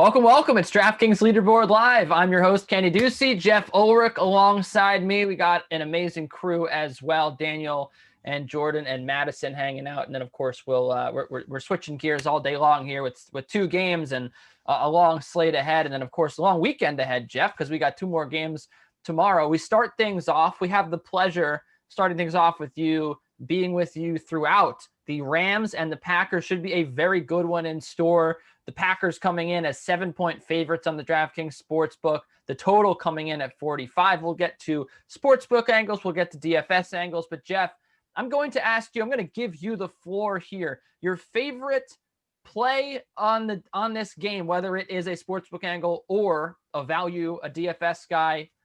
What are you thinking here? What are you most excited about with this game? I'm most excited to see Green Bay just kind of, I don't know about pummel, but just beat this team. I mean, the Packers are, in my opinion, they're the best team in the NFC. I'm excited to see Aaron Rodgers play in the playoffs again. I just feel like with the injury situations going on with the Rams and stuff like that, and especially with the quarterback position, it's going to be too much. So I'm excited to take the Packers. I think minus 6.5 is actually a little disrespectful. I think the Rams have done well at beating up on good teams this year, but when we've seen them go up against teams like the Bills and things like that, it's been different stories. So I'm pretty confident in that. That's what I'm most likely. I just want to see a deep Aaron Rodgers run, quite frankly. That's what I'm most excited for. Let's get this party started. But for DFS, I also think Aaron Jones at 6,800 has the potential here. Perhaps to have like one of those really Aaron Jones-ish kind of games where he gets in the end zone a couple times. Ends up, catches a few passes, breaks a long run. Aaron Donald, I know he says he's not feeling pain. He's probably feeling pain. And I don't think he's necessarily going to play the full complement of snaps. Even just a few snaps off the field really help Aaron Jones. Aaron Jones, 6.25 yards per carry over his last 4 games. I like the spot for him. He's been relied on. He's looked good down the stretch. That's probably my favorite DFS play from the Packers. Because again, let's not forget, they're touchdown favorites. The lead RB on the Packers can have some value today. Well, you also have the opportunity to play the Divisional Millionaire, which the contest is locked now, but that covers all 4 games. We also have the Showdown slates, of course, with this game in particular. So along those lines, Jeff, with the Showdown in mind, I'm looking at the Rams here. The Rams, as you mentioned, are dealing with injuries. They have no Cooper Kupp. Maybe Van Jefferson gets thrust into a bigger role here. Is there anyone specifically on the Showdown slate, maybe on the Rams side, that you're looking at as a value here? I'm not necessarily thinking like, Nasimba Webstrom here, but, perhaps Josh Reynolds gets a few more targets. I don't know. Yeah, I think the idea most people will be targeting Josh Reynolds or Van Jefferson here. I don't know. Van Jefferson, the Rams have done this with rookies. They've kind of just like redshirted them in a lot of ways. They did this with Darrell Henderson. I just can't see Van Jefferson being the guy here today. It's probably going to be Josh Reynolds. Makes a lot of sense. He's really versatile. He fits in well. McVay trusts him. He'll probably just honestly, he might just pop right into the Cooper Kupp role. So don't be shocked if Josh Reynolds ends up going for 8 catches. We've actually seen that from him before. I think the other person to target here is perhaps the tight end there in Higbee. We've seen that connection get going before too. It's possible McVay just throws a little wrinkle in there and they go back to a 12 personnel right off the start. And Higbee ends up with a few targets. Those are the 2 guys I'd be really looking at. I probably wouldn't take a shot with Van Jefferson today. All right. Well, speaking of shots, Jared Goff so far in the first drive here, not taking any shots, 1 of 2, 1 yard, and the Rams a 3-and-out to start this one. So with the game started, we will step aside. We, of course, will be back at the end of the first quarter to break down what just happened. Maybe there'll be 2 Packers touchdowns hung on the board already. I don't know. But anyway, Jeff Ulrich has been studying this game. Maybe 3. It would be nice to see Aaron Rodgers return to glory. It would also be nice to see Sean McVay persevere with what's really an awful roster right now that he has to work with, aside from Cam Akers and maybe Bobby Trees. So we'll see. Of course, the amazing defense, right? But the offense has been really bad. So let's see what happens here at Lambeau. Again, Kenny Ducey, Jeff Ulrich, we're with you here on Leaderboard Live all throughout Rams Packers. We look forward to seeing you at the end of the first quarter. Until then, enjoy some football.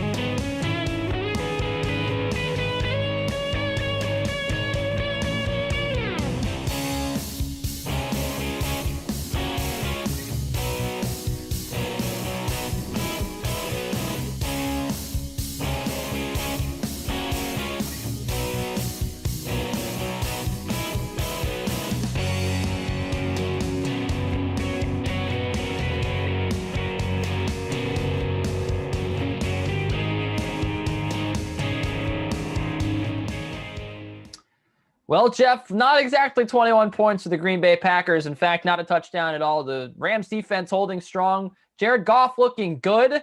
And we might have a ball game on our hands here in Lambeau. Welcome back into Leaderboard Live. I'm Kenny Ducey. He's Jeff Ulrich. And yeah, let's talk about that first quarter, Jeff. 1 catch for 8 yards for Devontae Adams. He, of course, you were a little bit surprised that he wasn't more owned. Maybe that's why. Going against Jalen Ramsey, maybe people were a little bit concerned. But another guy who did have a good first quarter, Josh Reynolds, 28 yards on his only catch. He was a guy that wasn't very owned. Your takeaways here from the first quarter?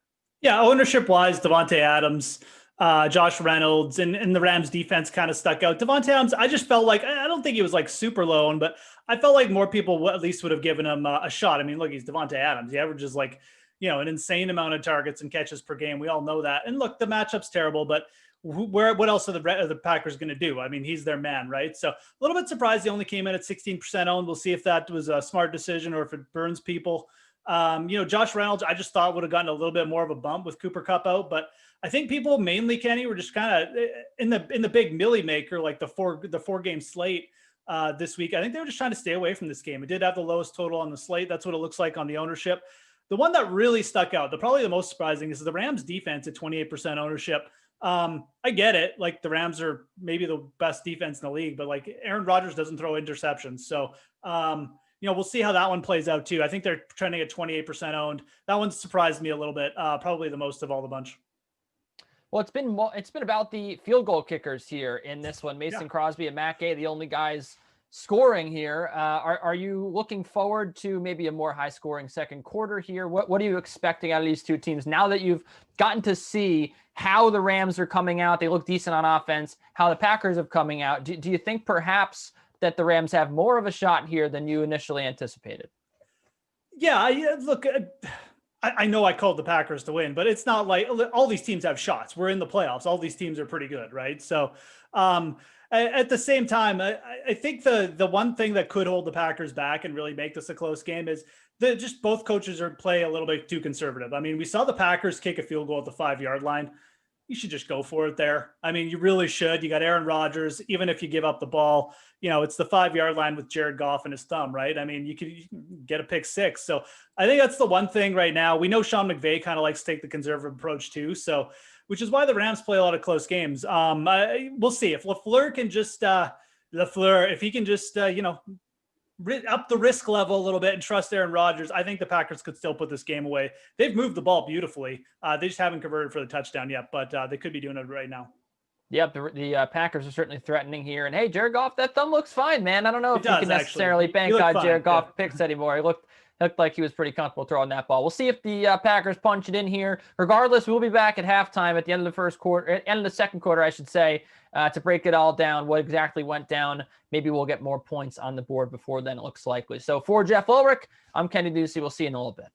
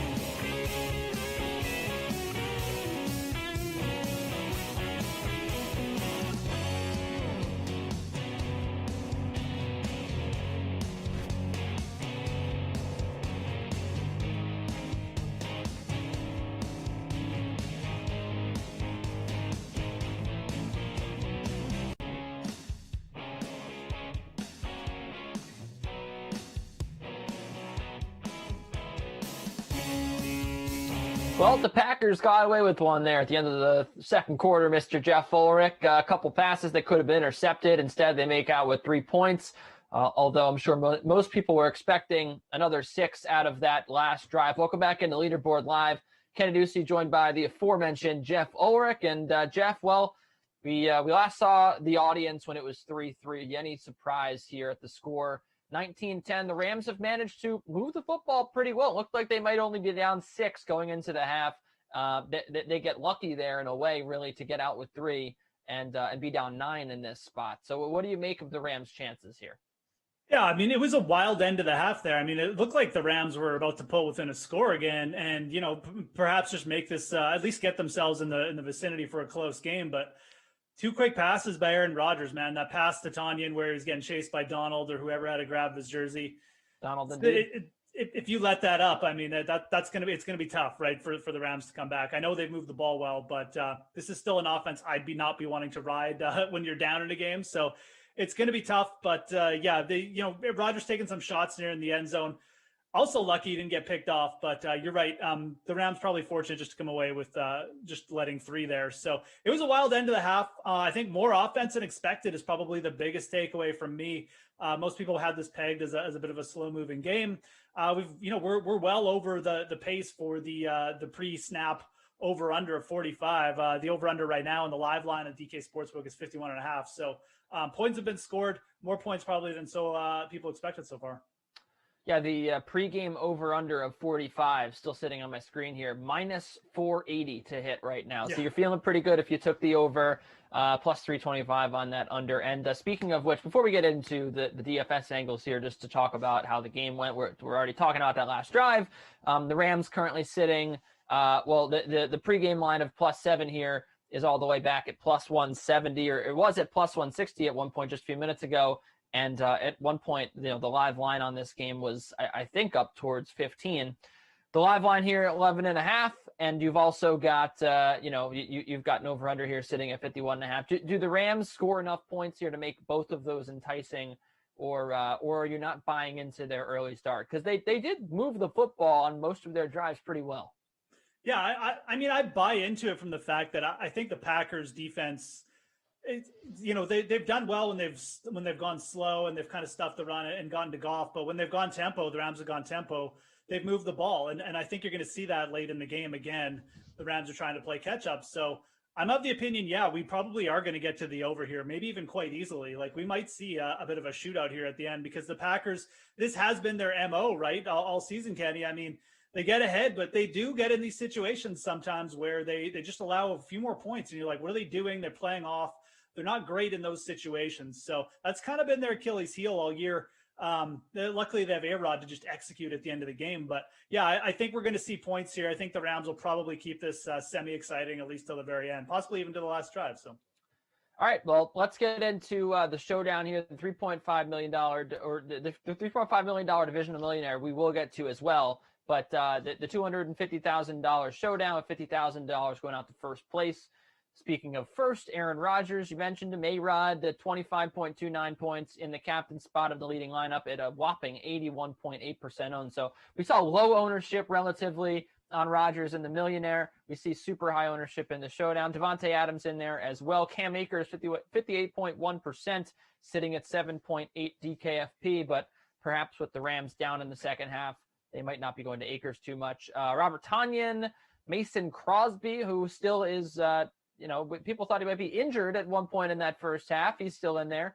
And Van Jefferson, the punt at 800, getting the touchdown. Very nice call, considering Goff was not on the field. 11.8% ownership. Sneaks into the leading lineup, and there is a giant tie here, a 10-way tie for first place. So, we were talking about it before we went on the air, but Cam Akers, I'll bring him up because he's in the leading lineup here. He's also pretty highly owned in the $3.5 million divisional millionaire. He's at 49.6% owned. Does the game script really fit Cam Akers having a big half in the second to close it out for these lineups, or are you a little bit concerned if you're a Cam Akers owner that he's not going to be getting the football too much?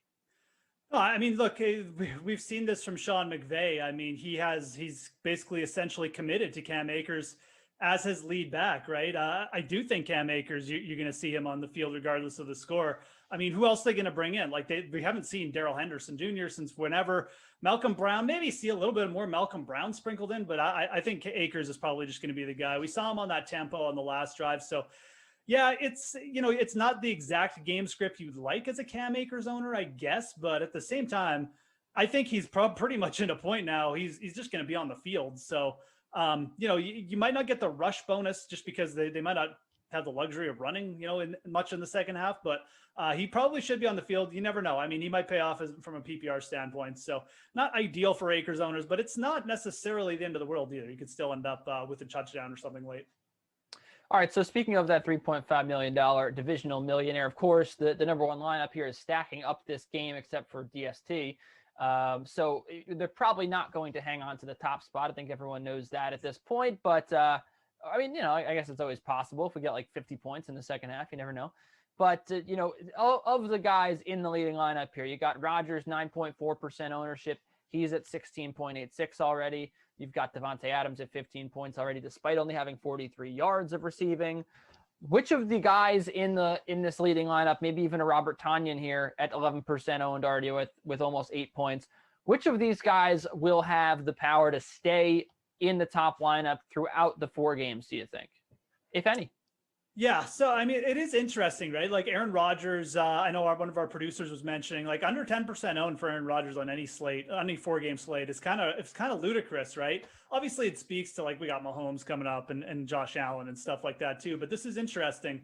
I think right now that the Adams Rodgers connection, it might have some legs here. You might be in a really good spot. I mean, realistically, if you played these two, you couldn't have asked for much better half. Maybe you'd want Devontae Adams to be closer to the bonus right now, but we're like 1 30-yard catch away here from him getting it. So, Aaron Rodgers kind of on pace for the 300-yard bonus too. And the thing about the Packers is they'll throw late in the game, right? Like, and against this Rams D, I think you kind of have to. You can't you're not just going to run over Aaron Donald and company, right? And bust a bunch of holes. So I think this Rodgers Devontae Adams is something you're going to see late into the contest here for this 4-man. It might not end up being the dominant stack, but it's definitely going to have a shot.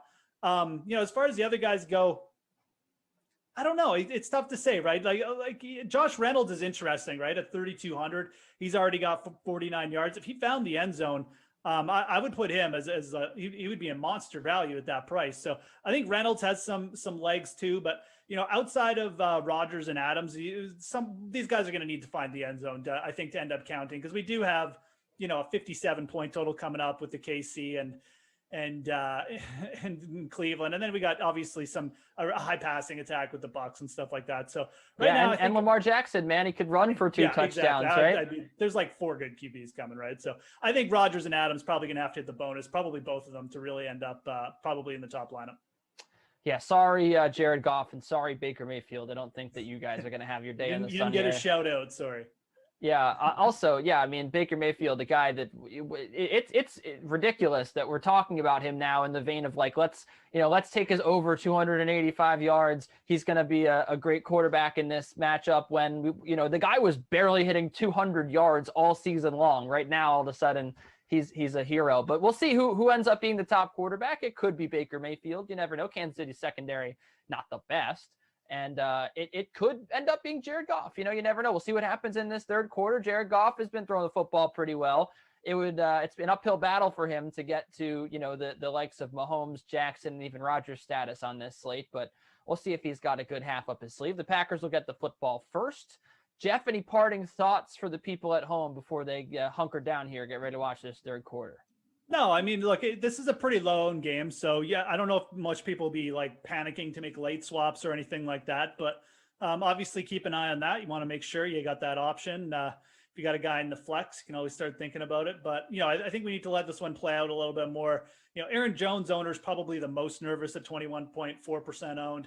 He hasn't done too much. Aaron Jones kind of tends to be a touchdown-dependent play. So, that might be the one spot. If you got Aaron Jones, might want to start thinking about, maybe I want to pivot off another chalky play if you got it.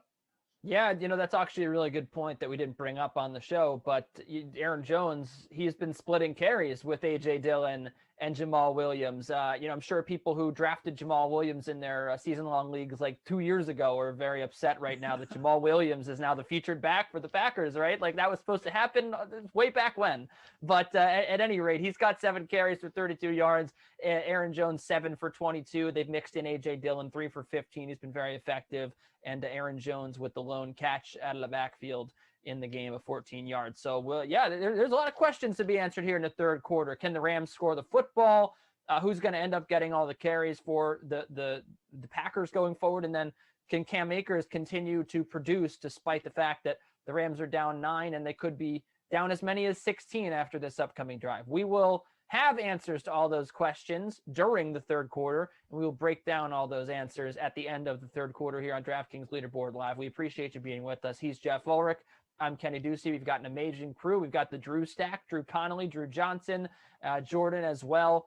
So we appreciate you being here. We're working hard to bring you Leaderboard Live all weekend long. First of 4 action-packed games here on Divisional Round weekend. So glad you could be with us here. We'll see you in just a little bit. Until then, enjoy some more football.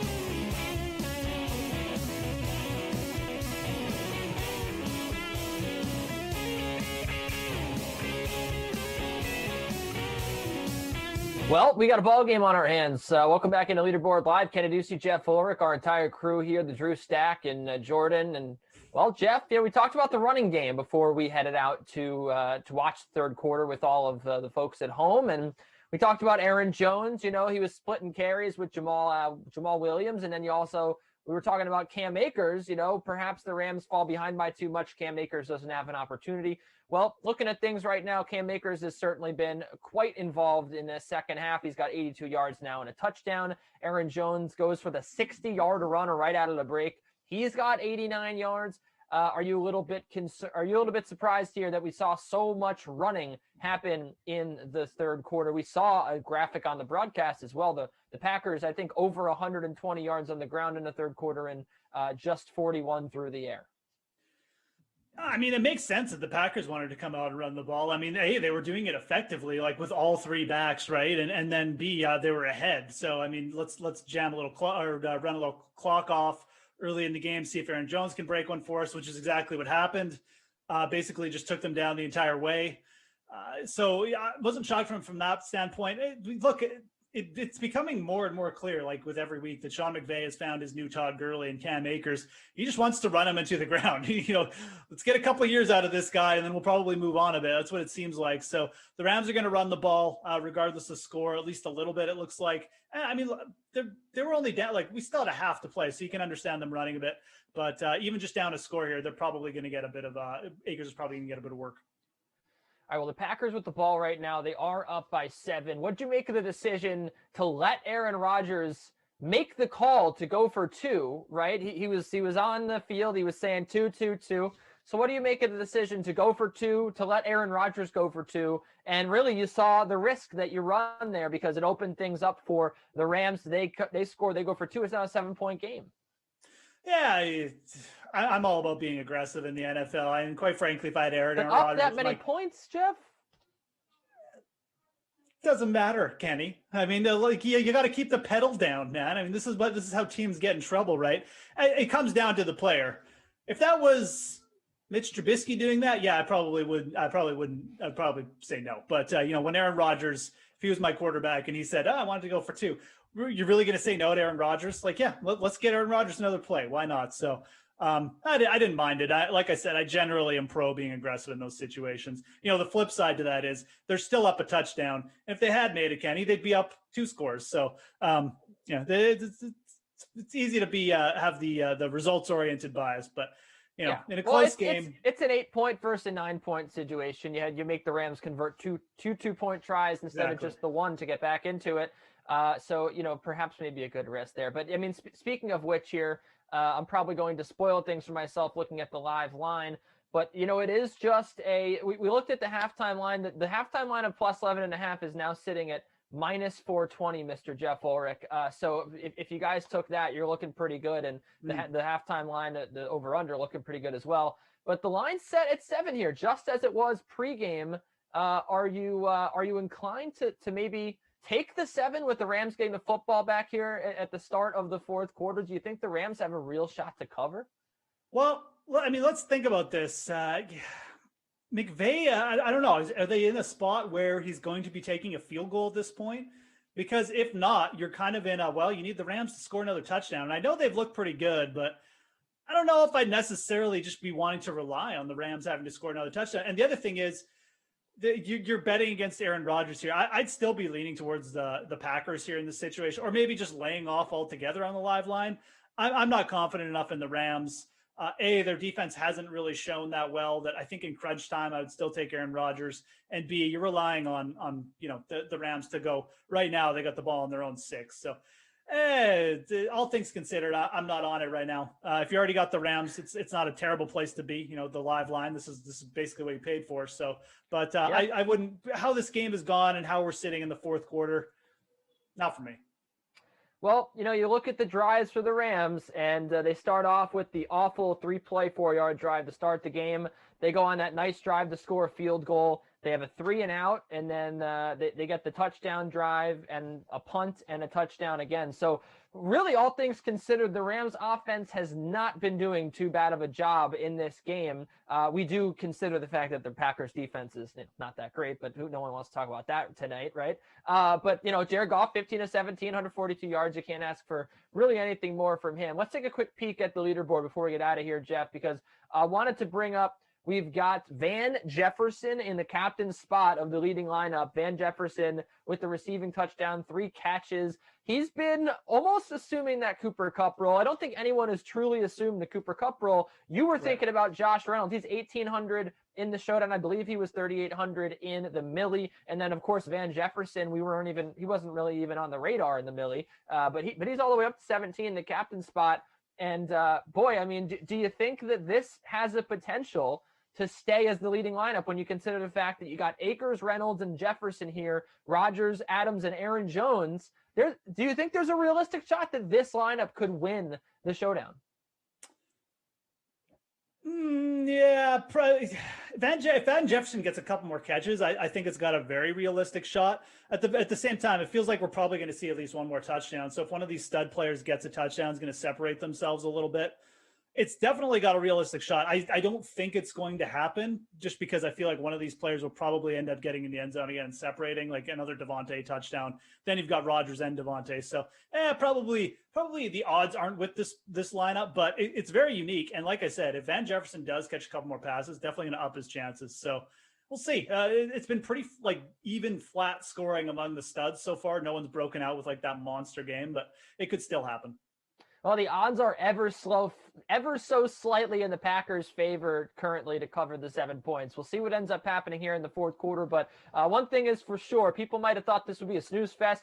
People might have thought that the Packers would be up 35 points at this point. And looky here, we got the Rams with the ball, down 1 score. So hopefully a good finish for you guys and something to talk about here at the end of the game, which will be the next time we see you. So Jeff Ulrich, Kenny Ducey on the leaderboard live here on the DK Dream Stream will return at the end of the fourth quarter. Until then, enjoy some of this football. Van Jefferson, another catch. Hope you own him, and hope you tune in at the end of the fourth quarter.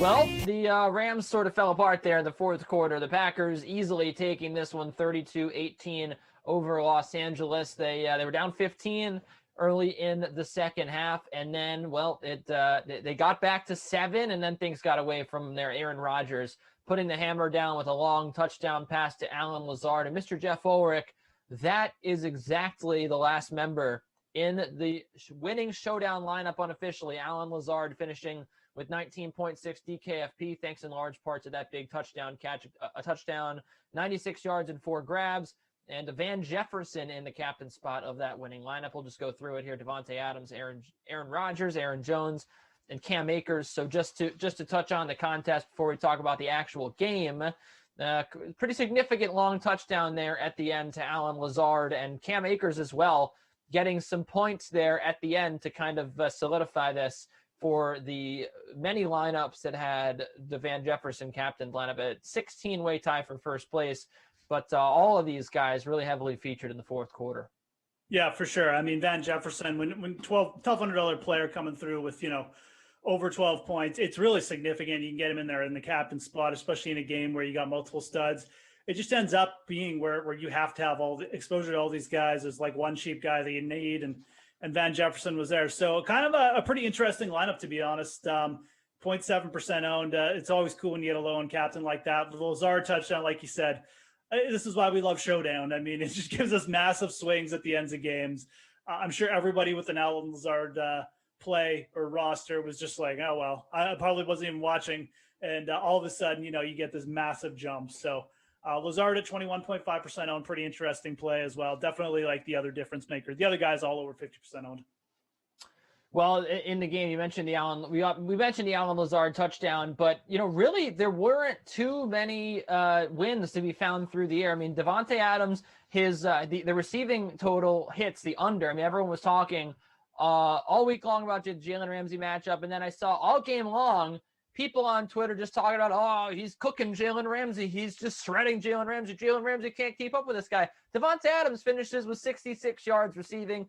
The under on his receiving total cashes. So I'm not so sure what game the people on Twitter were watching with Jalen Ramsey getting cooked. Yes, Davante Adams did cook him when he ran across the formation and caught a 1-yard touchdown. But other than that, the Rams passing defense, they did hold Green Bay in check. It was the Green Bay rushing attack that really got it done here. Again, so much talk about Aaron Rodgers, right? And the leadership, and he's the GOAT, and I love Aaron Rodgers, but really what it ended up coming down to was Aaron Jones and Jamal Williams just absolutely gashing that defense that didn't have Aaron Donald. It is true. And realistically, like, everybody loves to talk about Aaron Donald. I like to talk about Aaron Donald too. He's an absolute disruptor, but the weaker part of the Rams defense is actually their run defense. I mean, if you can run away from Aaron Donald, even when he's on the field, that's kind of how you can attack this Rams defense. Their pass defense is shut down. It's not just Jalen Ramsey either. It's Troy Hill. So that's not the issue there. I will say this is exactly how I thought this game was going to play out. I thought Aaron Donald might play a little bit less snaps, and Aaron Jones and company would kind of get off. That's what happens. So the Packers are going to be hard to beat when they can run the ball a little bit. But, the Rams I still think the Rams are a good team, but they're just limited, right? They're a little bit limited maybe by their play calling quarterback. Just like to see if they can just get a little bit more explosive offense. I mean, it's similar to what you see on the Packers. These are two teams that like to run the ball, but the Packers have that big play action capability, as we saw at the end of the game, right? The Rams have nothing close to that. So good team, the Rams. I don't know if there's going to be any big switch there because you're going to have Goff, McVay back, but they're probably just going to be a team that tantalizes, gets close like this multiple times, and maybe just kind of like the Atlanta Falcons. We see them in the playoffs a bunch. Maybe they'll make one more Super Bowl run, but maybe they already had their run. Who knows? Yeah, it's certainly a possibility, and also you have to consider the fact that, well, you got the Niners there. They're certainly going to come back with a vengeance next year. So many injuries. Kyle Shanahan, great head coach, and he's already said, oh, we're going to be back. So you got them. There's plenty of competition in the NFC now, and even the Packers are showing right now as the favorites here to get to the Super Bowl from the NFC, that even with Aaron Rodgers, in his old age, they can still get it done. They can still put the hurt on opposing defenses, even as good as the Los Angeles Rams. Well, the over cashes The Packers -7 cashes, so the favorite and the over. The public having a field day here today, Mr. Jeff Ulrich. Well, let's talk about the next game, because we don't think that the public's going to have a field day on this next game. I think a lot of people here on the Buffalo Bills, but the Ravens sitting at +115 on the money line, 2.5-point dogs. This is certainly a game that the Ravens could walk away with, and I actually think that the Ravens could win this one by a considerable margin. I mean, yeah, I don't know. At the start of the year, I probably would have been with you. I'm just to the point where I just do not want to bet against the Buffalo Bills in almost any situation. It's not just Josh Allen. A big part of it is Josh Allen, but the other part of it is I just think they're a very well-coached team.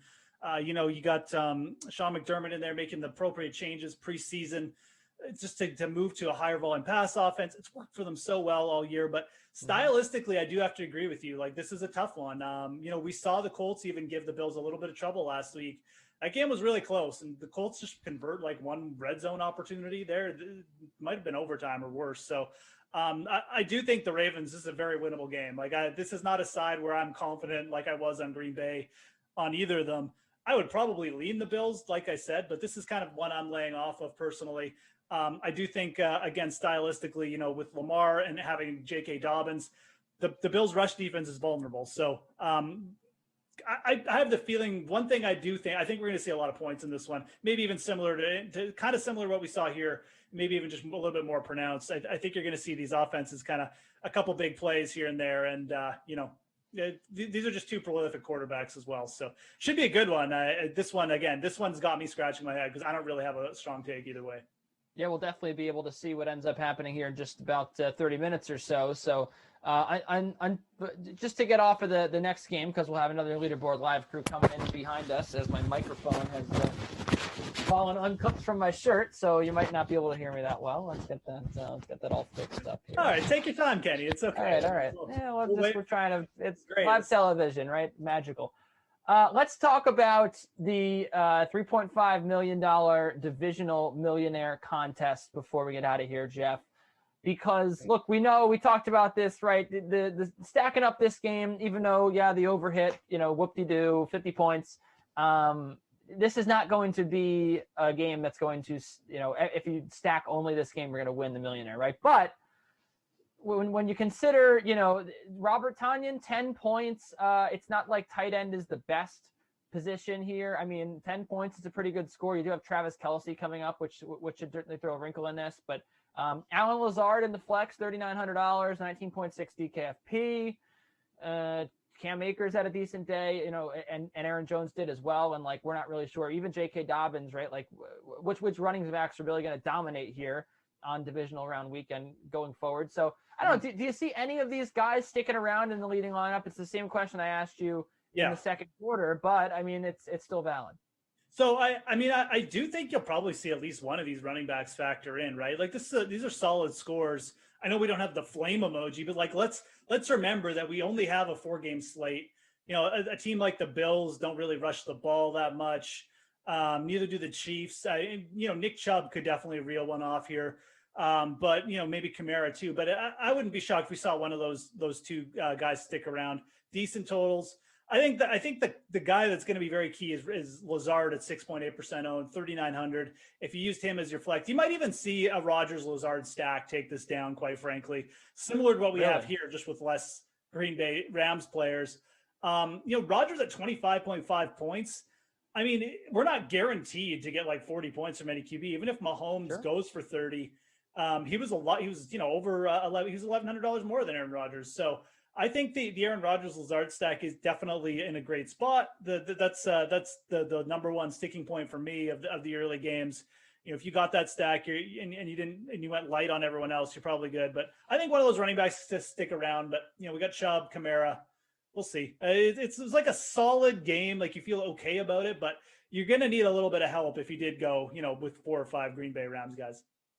All right. Well, we will end up seeing if that Rodgers-Lazard stack can stick. You're absolutely right. Considering the fact that you do have Lamar Jackson, who's going to run up the score, but considering the amount of big names on this slate, from Tyreek Hill, you got Stephon Diggs, all these guys, it is possible that, saving a little bit of money at quarterback ends up going a long way here, especially if you can stack up Rodgers with Lazard. So we'll see, which fantasy performers stand out here from the next game. Of course, we will have another edition of Leaderboard Live for the 8:15 games. It won't be, it won't be in too long here. And so we'll probably step aside for 25 minutes here. It'll be Adam Kaufman and Matt LaMarca with you throughout the rest. That's right. We have the same schedule today and tomorrow. So I was just trying to make sure I wasn't caught up there. But you and I are on tomorrow at 3 p.m. for that midday game. So I'm looking forward to that. And then Kaufman and LaMarca follow us as well tomorrow. So which game is that? That's the Browns Chiefs game, right? Browns Chiefs, yeah, man. That's nice. 57-point total. Get a little Baker and Mahomes action. I mean, I'm excited for all these games, quite frankly. That'd be a real fun one to be on. But realistically, it could have been any of the four. I would have been excited. These are good games. It's a good weekend. They are, but I think that one in particular should be. I mean, we get to talk about Patrick Mahomes. I think that'll be fun to do together. Exactly. So. All right. Until then, Kaufman and LaMarca are coming up in a little bit here. Enjoy the break. Maybe get some food, and then we got another game coming right up here. It'll be really fun. Buffalo Bills and the Baltimore Ravens. So we'll see which running quarterback comes out with it, and perhaps Josh Allen avenges the lateral that he had last postseason to absolutely nobody. So until then, for the Drew Stack, of course, producer Madison was on earlier. Jordan here as well. We appreciate you being with us here on Leaderboard Live. And until next time, until tomorrow, so long.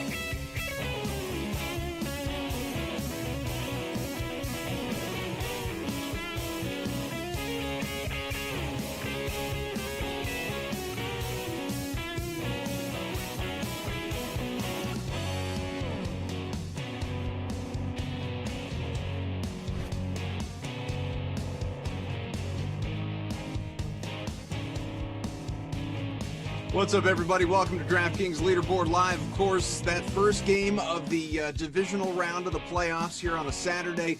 Well, frankly, it played out exactly as I thought it would. A Packers blow out of the Rams. This one, though, much tougher to predict. We got the Bills and Ravens on the way, a reigning MVP in Lamar Jackson, potentially a future MVP in Josh Allen. With Matt LaMarca, I am Adam Kaufman. So, Matty, let's go right there. What do you anticipate tonight? Yeah, I think this will be a better game. I will say that, the Rams, I thought, fought pretty hard given their circumstances. They didn't have Cooper Kupp, and Aaron Donald was clearly not his usual dominant self. So I think this game should be better, though. I do lean Buffalo as being the better team. Baltimore has played great recently. They definitely fit the eye test, but a lot of those performances have come against weak teams. This is a step up in weight class for them. Like even last week against the Titans are not the same team as Buffalo. And Baltimore only managed to score 20 points last week against the Titans defense that has been pretty mediocre this season. So I like Buffalo's chances here of winning the game relatively close. So I feel exactly the same way. I like Buffalo to win a close game. That in mind, if you're thinking about DFS, as most people here are, who's the better play between Jackson and Allen? Yeah, I like Allen better. I mean, not only is he a little bit cheaper, but Buffalo's favored. So, a couple of additional points on the implied team total. He's playing at home, which is normally a good thing for fantasy quarterbacks. And his dual threat skill set is just a little bit better than Jackson's. Jackson is the better threat to rush for 100 yards on the ground. Especially against Buffalo. Right, but he can't throw for more than like 150 yards through the air. That's Right. what he's been showing us recently, at least. Josh Allen is a threat to throw for over 300 yards. He can rush for multiple touchdowns. He probably won't get 100 yards rushing, but he can still get you double-digit fantasy points with his legs and then put up a big passing performance with his arm. So I like Allen better of the two. So which players do you expect to have a big game just in general beyond the quarterbacks to wind up in the leading lineup of the Millionaire Contest after this game is finished? Well, I think Devin Singletary is going to be very popular. He's got some work to do. He had two pretty good running back performances in the first game. But at 4,500, he is somebody that I expect to be a very popular play tonight.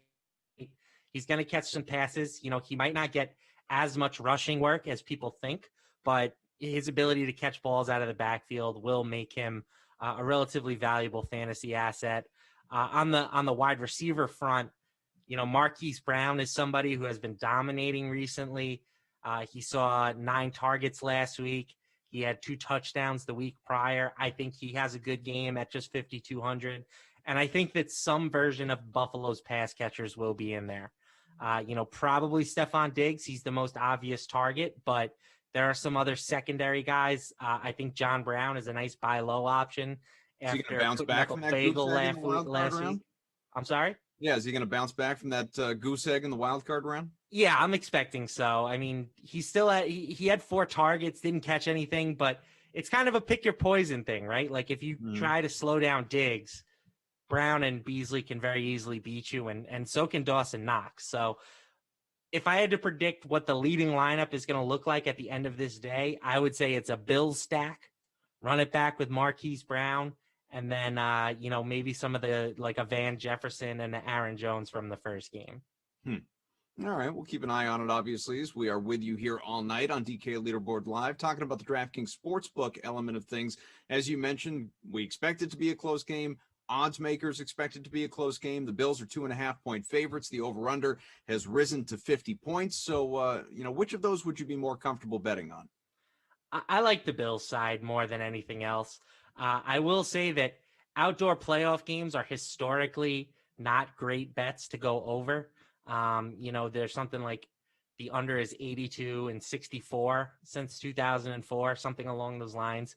But it hasn't been great this year. The over in outdoor playoff games is now 5-1 with that last game that we just saw going over. So maybe that trend is overblown, but I do tend to lean towards the under in outdoor playoff games. And again, I do think the Bills are my preferred bet just of all the options on the board. So going back to Lamar Jackson, as mentioned, we both talked about it, the fact that he is certainly more likely of the two quarterbacks to put up 100 rushing yards, hit that bonus in this game. Maybe the weather comes into play in that sense, and certainly against that Bills defense, which is much worse against quarterbacks, especially mobile quarterbacks, than you've got on the Ravens side and what Josh Allen is dealing with. So the rushing number on the DK Sportsbook for Lamar Jackson is 79.5, passing yards 196.5. How do you see Jackson and the Ravens offense looking tonight with those in mind? Yeah, I think those are both very solid numbers. I would have him projected for somewhere right around both of them. I will go with a very slight under on both sides.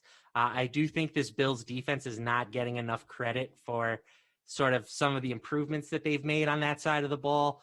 If you look at Football Outsiders' weighted defensive DVOA, which places a higher emphasis on games that occurred late in the season, Buffalo ranks 8th in that department. So they have been much better on that side of the ball over the second half of the season here. So I don't think they necessarily shut down this Ravens offense, but I think that they're going to make life a little bit tougher for them than what they've become accustomed to over the past couple weeks. Lineups are locking in a matter of seconds, so sorry if you intended to make any changes. But with regard to the Showdown contest, who is your preferred captain? And I'm assuming it's one of the quarterbacks, so where are you finding value? Yeah, I do think Josh Allen's my favorite captain. I don't think you could go wrong with Stephon Diggs either if you wanted to pay up for him instead. I mean, both guys have just been playing lights out football recently. As far as some cheaper guys, Gus Edwards is only 2,600. He is basically getting half the running back opportunities in Baltimore. Certainly J.K. Dobbins is the more explosive player and he will play more snaps, but last week Edwards had 9 carries, I believe, and 8 carries, and Dobbins had 10. So it's not a huge difference there, but they're priced $6K apart. I think you can look at Dawson Knox at 4,600. He's somebody who's been playing really well recently. John Brown has been priced down to 5,800. I think there are plenty of different directions you can go in for value. Is this a game you'd be thinking about? Probably not both, but one of the kickers, and if so, which one? Yeah, I mean, I would probably go with Justin Tucker just because I figure that the Bills offense is going to be scoring more touchdowns, while the Ravens offense, maybe they will have to settle for field goals. But again, the weather conditions kind of sketch me out a little bit on the kickers here. The snow might be being overblown in general, but footing obviously very important for kicking the ball, and it's going to be like an icicle out there. So that's tough conditions. Kickoff in a matter of moments. Should be a fun one, much closer game. At least we anticipate that to be the case versus what we just saw, in which the Packers pulled away from the Rams late. What was still a fun one to watch. Hopefully this one is just as much fun with a wild weather Saturday, I guess you might say, here on the Dream Stream. So with the Sax man, Matt LaMarca, I'm Adam Kaufman. Stay with us. We've got DK Leaderboard Live with you all night long.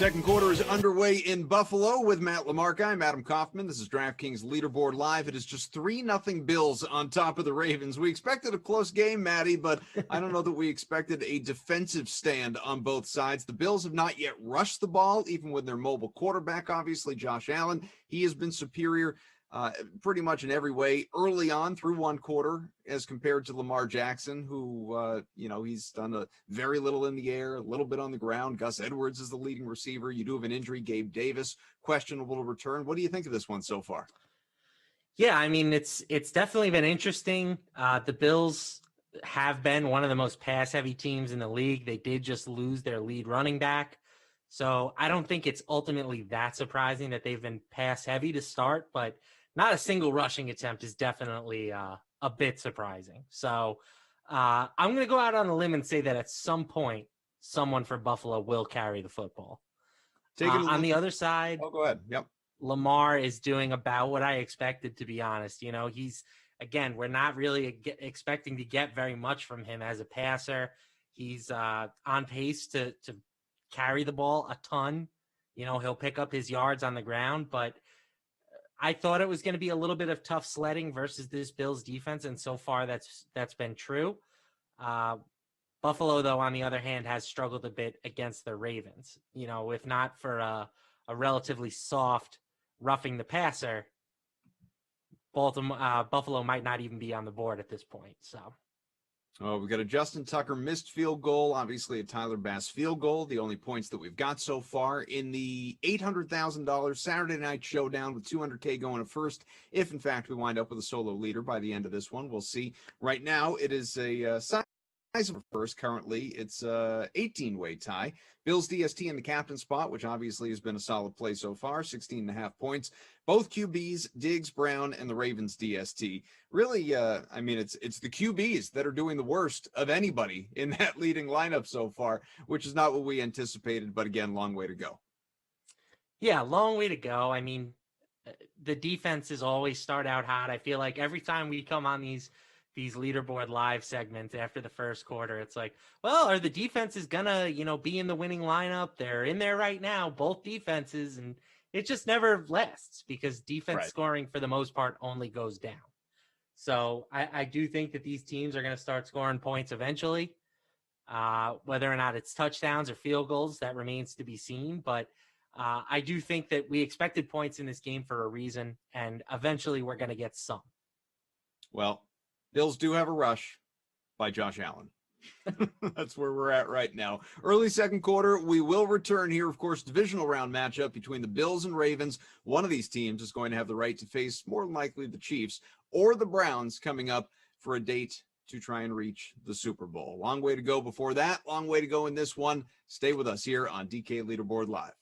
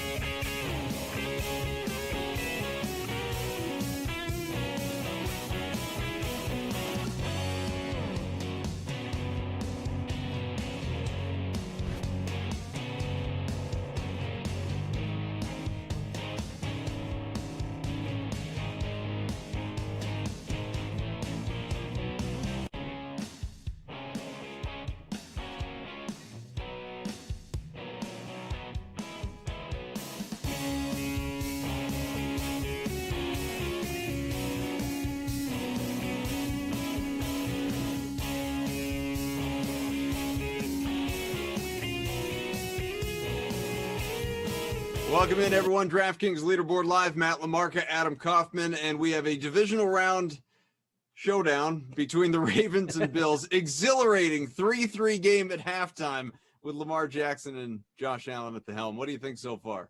Hey, any game where there's more missed field goals than scoring plays, sign me up for that. Just kidding. Yeah, I mean, these offenses, right, they're moving the ball. They're just not scoring points. You know, the Ravens have had a few possessions stall out in Bills territory. Same for the Buffalo side. So, again, I do think points are coming. It's just, you know, been very slow starting. The weather is clearly playing a bit of a factor as well. So, yeah, this game, if you took the under, we talked about it pregame, the outdoor unders trend, you know, it definitely seems like it's going to pay off. But who knows? Maybe these teams will go absolutely nuts in the second half.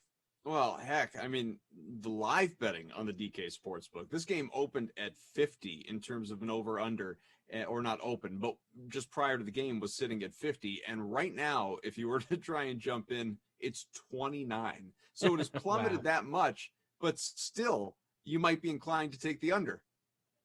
Yeah, I mean, I think I'd lean towards the over at this point on that number, but yeah, I mean, from what you've seen in the first half, there's no reason to expect these teams to all of a sudden start lighting up the scoreboard.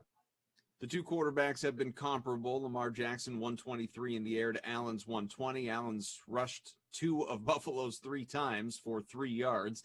And Lamar Jackson has himself 18 on the ground. Gus Edwards and J.K. Dobbins, as expected, doing the lion's share of the load, basically splitting carries. And Jackson jumping in from time to time here. But in terms of these two QBs, so Allen 15% owned, Jackson about 13% in the millionaire contest, leaves more than 60% for the QBs tomorrow. Now, you might have thought with these two guys, the seasons they have had, obviously Aaron Rodgers earlier, that there might be even more representation, but I suppose you look at what you got tomorrow, value in Baker Mayfield, Patrick Mahomes certainly is going to be a popular play. Both the aging QBs and the, as it was memed, the History Channel game, Tom Brady and Drew Brees as well. You know, I don't know. Does the ownership today versus tomorrow surprise you, even though we don't specifically know what tomorrow's has in store?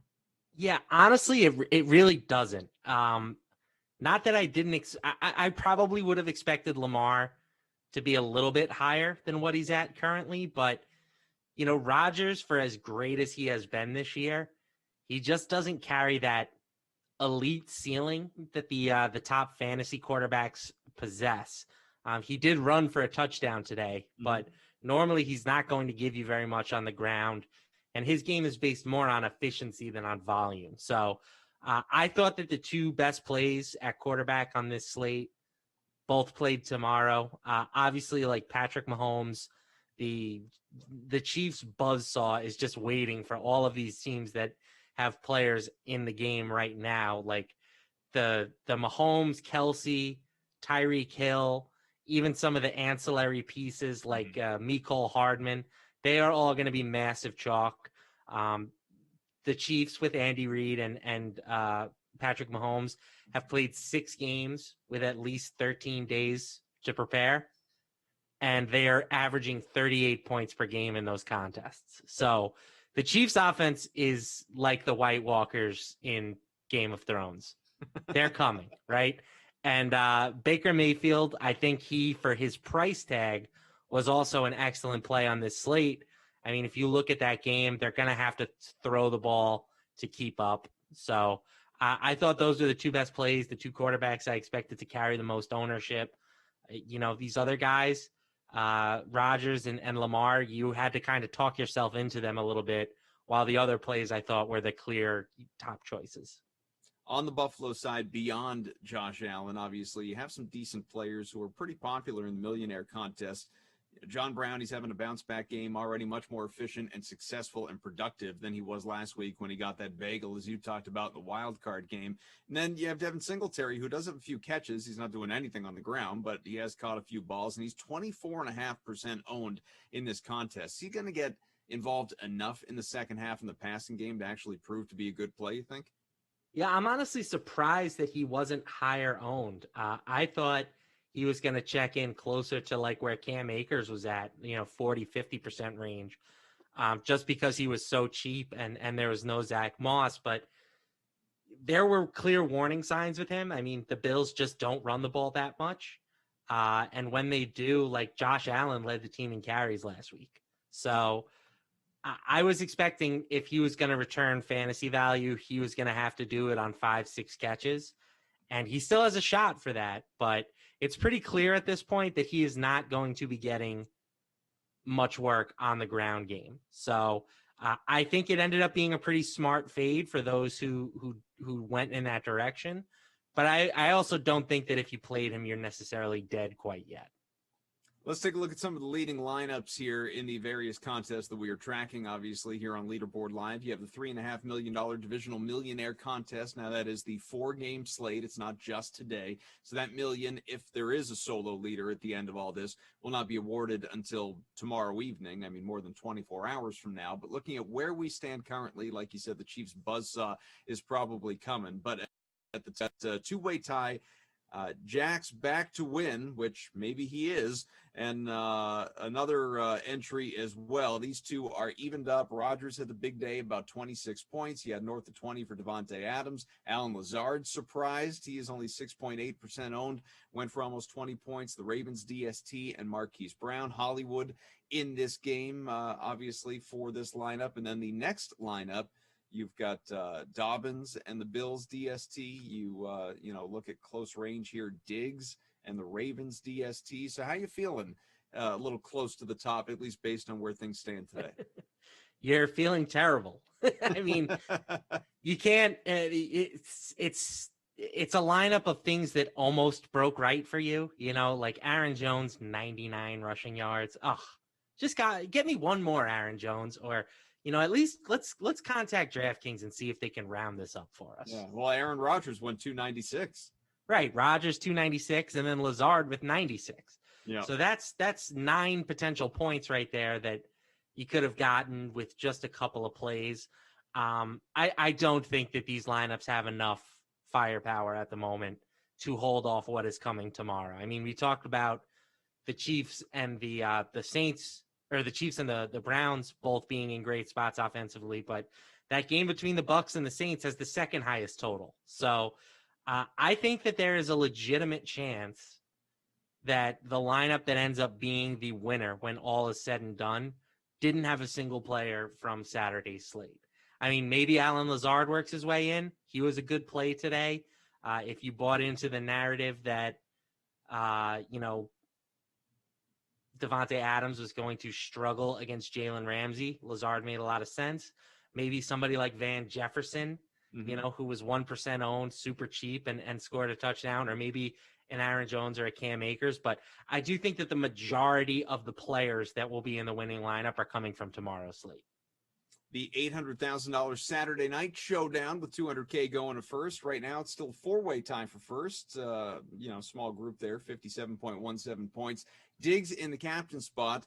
Lamar, Dobbins, both sub 8 points. John Brown, who's got that fire emoji, has himself almost a dozen. And then both DSTs that have combined for 17 points, which in a 3-3 game, big surprise, obviously. The question is whether it will hold, because like you said, we're going to get points. We know we're getting at least 3 more points, but how much more? That's the question, whether these DSTs will be able to keep on lingering. That is the question.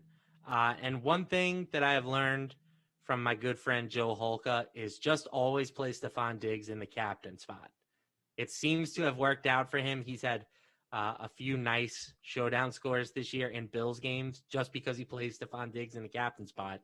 And it's off to another great start. You'd love to see him find the end zone, but he's pacing for the bonus. This guy has been a yardage machine, at least 90 yards in something like 7 of his last 9 games. So he's been great. Lamar has not given us the rushing yards that we would have expected. Only 18 through the first half, and he can always break one off at any second. But at the moment, you're not feeling great about having him in your lineup. It's really going to be who scores, right? When in games like this, where there is not a lot of scoring, whoever ends up finding the end zone is going to decide the slate. If it's somebody that isn't a high-owned play, like a John Brown or a Dawson Knox or something like that, that's going to completely change everything. When the scores are this low, every play has the potential to just really make a drastic shift on the leaderboard. One more for you, and then we'll obviously get you out there for the third quarter in Buffalo, second half, and see what happens between the Ravens and Bills. But the $500,000 Saturday special, this one particularly interesting because it does come to an end at the end of this game. $100K going to first, if in fact we have a solo leader. At the moment we do, it is Inverted Cheese with a 3-point lead, 2.5-point lead currently, has Diggs in this one and the Bills DST. Next place has Bills DST and John Brown. And, obviously I'm not counting anybody out. There are a lot of close people that are in contention. But how do you feel about the build that we've got currently with, what's left anyway? Obviously pretty good when it involves Diggs, I'm assuming. Yeah, it's I wonder if Inverted Cheese is a Packers fan, because he did end up going with a 5-man Packers stack here that has worked out. Essentially he faded this entire second game outside of Diggs and the Bills D. Mm-hmm. And we will see if that proves to be the correct strategy. There was not a ton of scoring in that first game, but certainly more than what we've seen so far from the Bills and the Ravens. And Inverted Cheese, love that name, happened to hit on basically all the important players that you needed, including Van Jefferson, who was just 2.4% even on the Saturday only slate. So that ended up being a really, really sharp play. Cam Akers solid as well, obviously. So the Bills have the ball to begin half number 2. We'll see what Josh Allen and company do with it. We've already seen Devin Singletary more involved, at least in the run game, than he was throughout the entire first half. So maybe that is a sign of things to come, changing up the approach, making some adjustments, and maybe, just maybe, advance.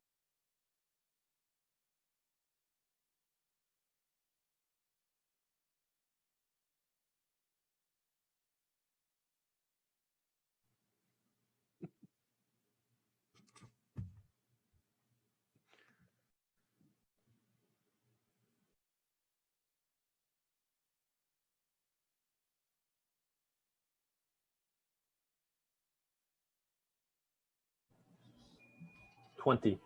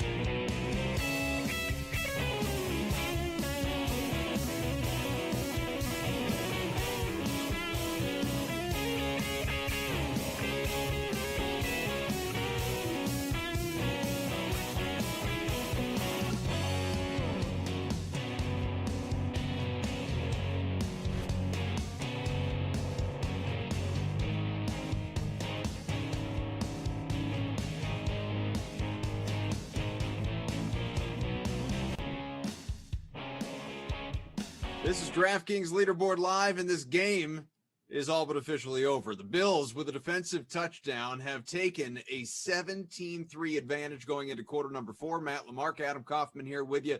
So obviously a 3-3 game, LaMarca at halftime, immediate halftime adjustments proving valuable, with Stephon Diggs, a very quick touchdown, making a lot of people happy, especially those who captained him naturally in a showdown. I'm sure very highly played when it came to any sort of classic contests or even tiers contests that people elected to play. And then Lamar Jackson, as he had his team on the cusp of evening up the game, we saw a 101-yard take back there to the house off an interception. Just incredibly impressive. And it's hard to know, especially when you factor in a Lamar Jackson injury, how in the world the Ravens attempt to come back.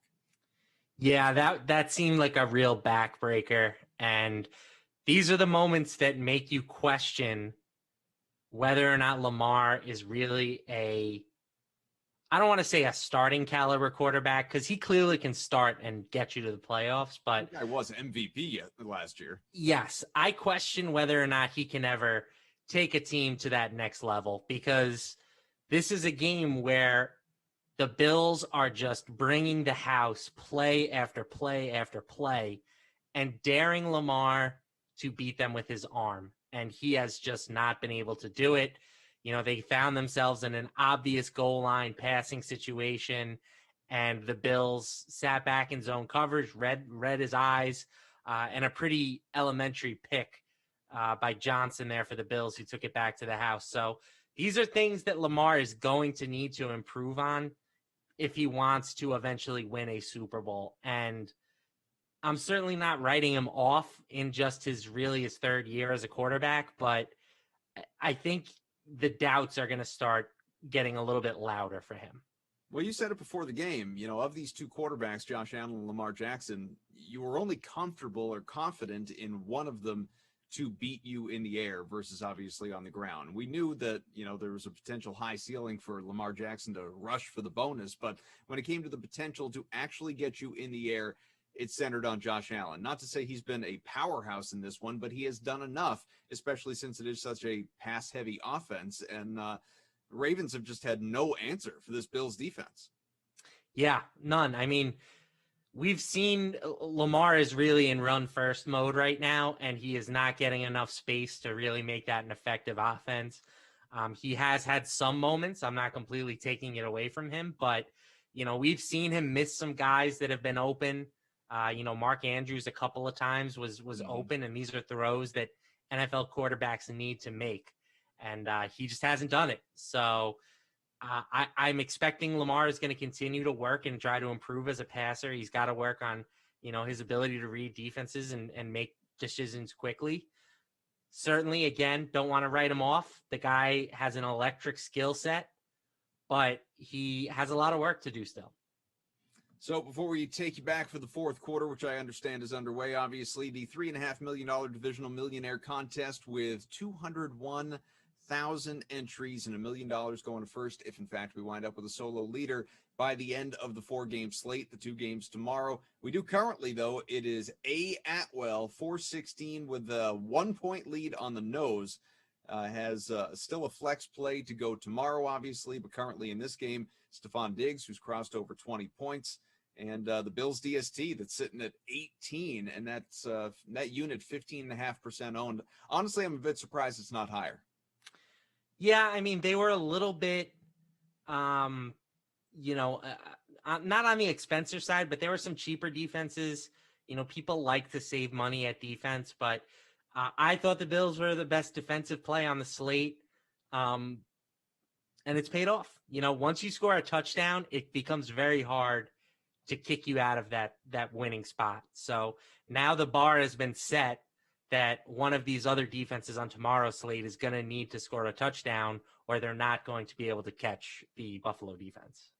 We're getting word from Jordan, part of our production crew. Lamar Jackson is in concussion protocol. So if we're to assume, you hate to do that, obviously, but if we are to assume that he doesn't return to this game, what's the game plan here in the fourth quarter down 2 touchdowns? There is none. I mean, the game plan is throw, but the Ravens don't have the personnel. They don't, like that's the one thing that this team is really missing is they don't have that alpha wide receiver. I mean, Marquise Brown, very nice player. Mark Andrews is a strong tight end, but they don't have the Stephon Diggs. They don't have that alpha who is going to make plays for you and move the chains. I think, like you guys have said, I mean, this is kind of an insurmountable situation. They're going to need a big defensive play, I think, to ultimately get this done, a turnover to get them set up with plus field position. And the way that Josh Allen and this Bills offense has been rolling, you don't feel great about that happening. Probably going to run out the clock, run it down as much as possible throughout this fourth quarter, try and put this one away and advance, obviously, to the AFC Championship game. But we'll see. 2-touchdown game. Hang with us here on DraftKings Leaderboard Live. We will return post-game.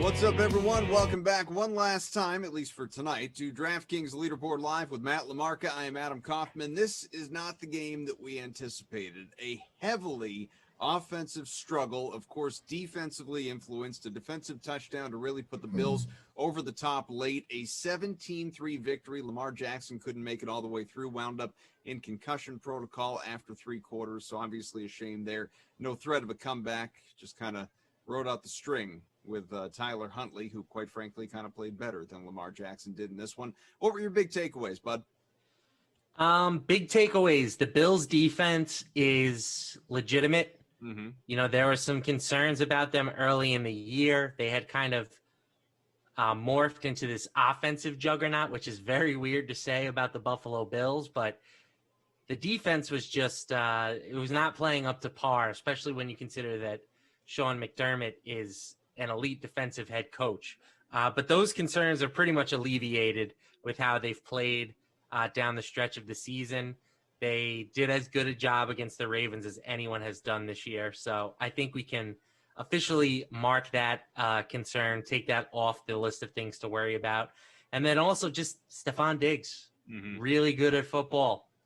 You know, the Bills traded the first round pick that ended up being Justin Jefferson for him. So I don't think Minnesota is too disappointed that they had to let go of him. But man, that guy against one of the better secondaries in football just carved him up all night. He is a stud.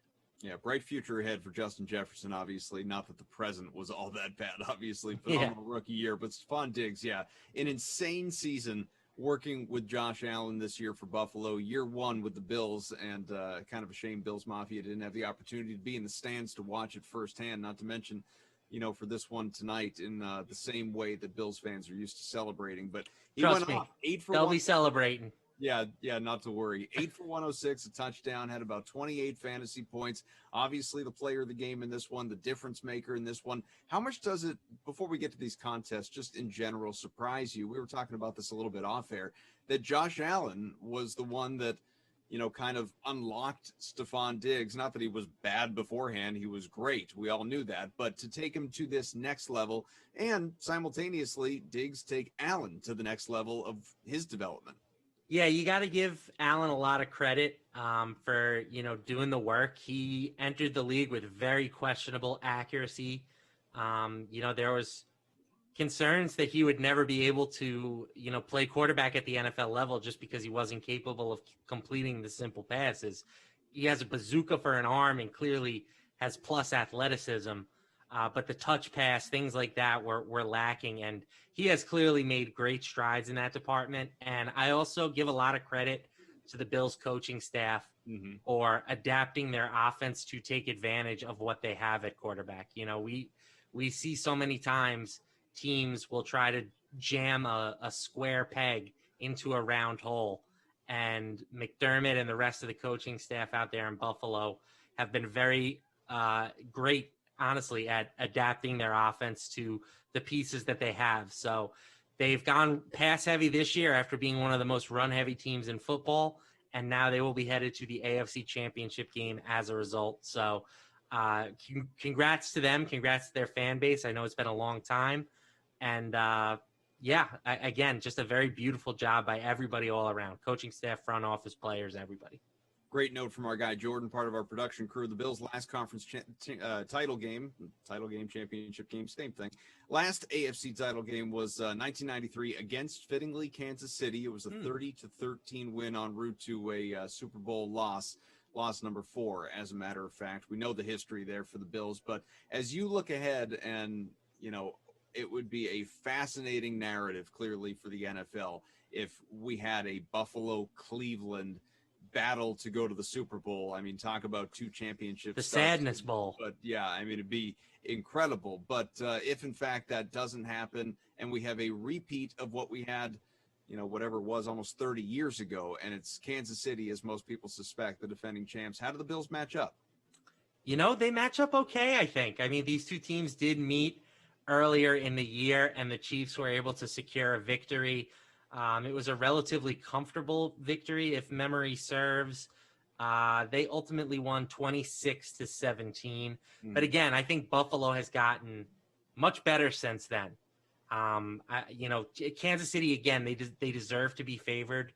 Patrick Mahomes is the best player in the league. Andy Reid is maybe the best coach in the league. It's a lethal combination.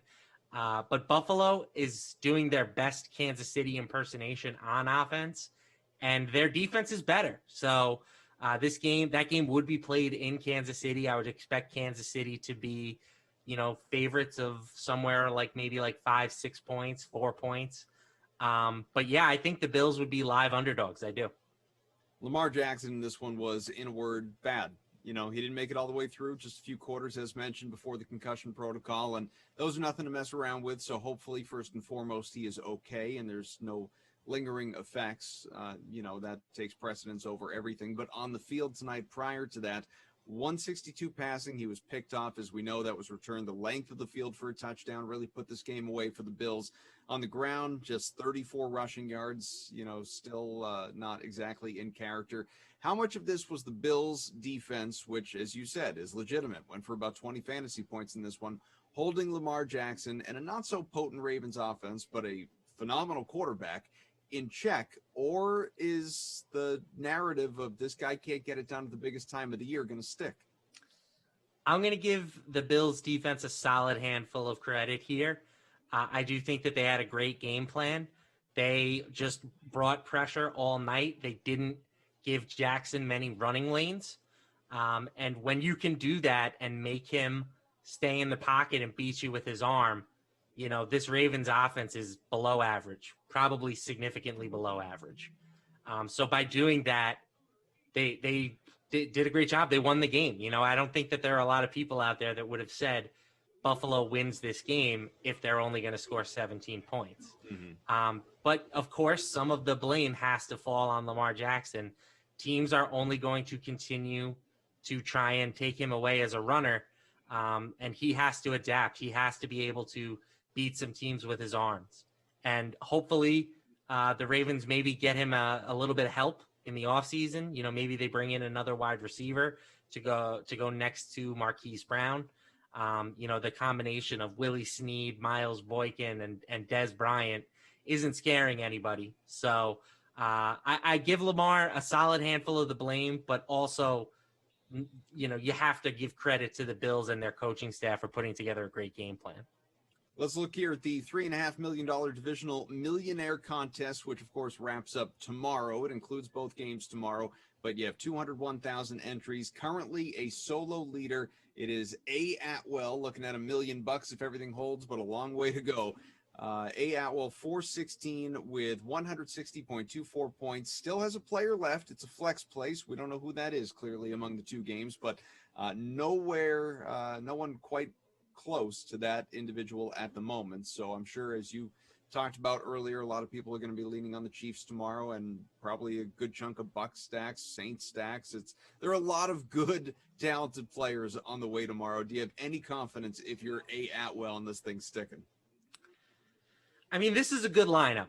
Don't get me wrong. I think that this lineup is live. I did not think that I would be looking at the team that was leading at the end of Saturday's slate and saying, you know what, this team's got a chance. But there really aren't any weak spots here. I mean, Robert Tonyan at tight end, only 10 points is, not ideal when Travis Kelce is lurking. Mm-hmm. But other than that, I mean, there's a lot of flames here and really no duds. So this team is live, but he's going to need a lot of things to break right tomorrow. Namely, of course, being that the Chiefs offense has to disappoint.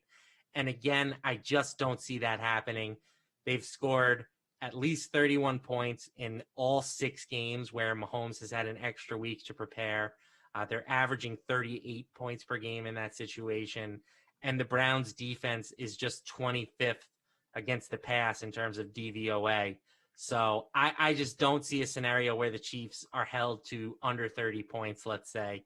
And if that's the case, there's probably going to be some Chiefs in the winning lineup when all is said and done. The $800,000 Saturday Night Showdown contest, $200K going to first. Of course, this was just this game that we were talking about, and that is it. It is a 3-way tie for first.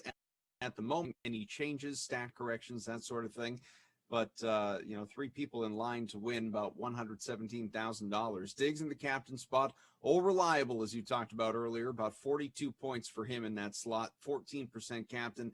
Allen, cold, only about 13 points. Dobbins, same. Brown, Bills DST, Ravens DST. So you don't the double D. It finally happened.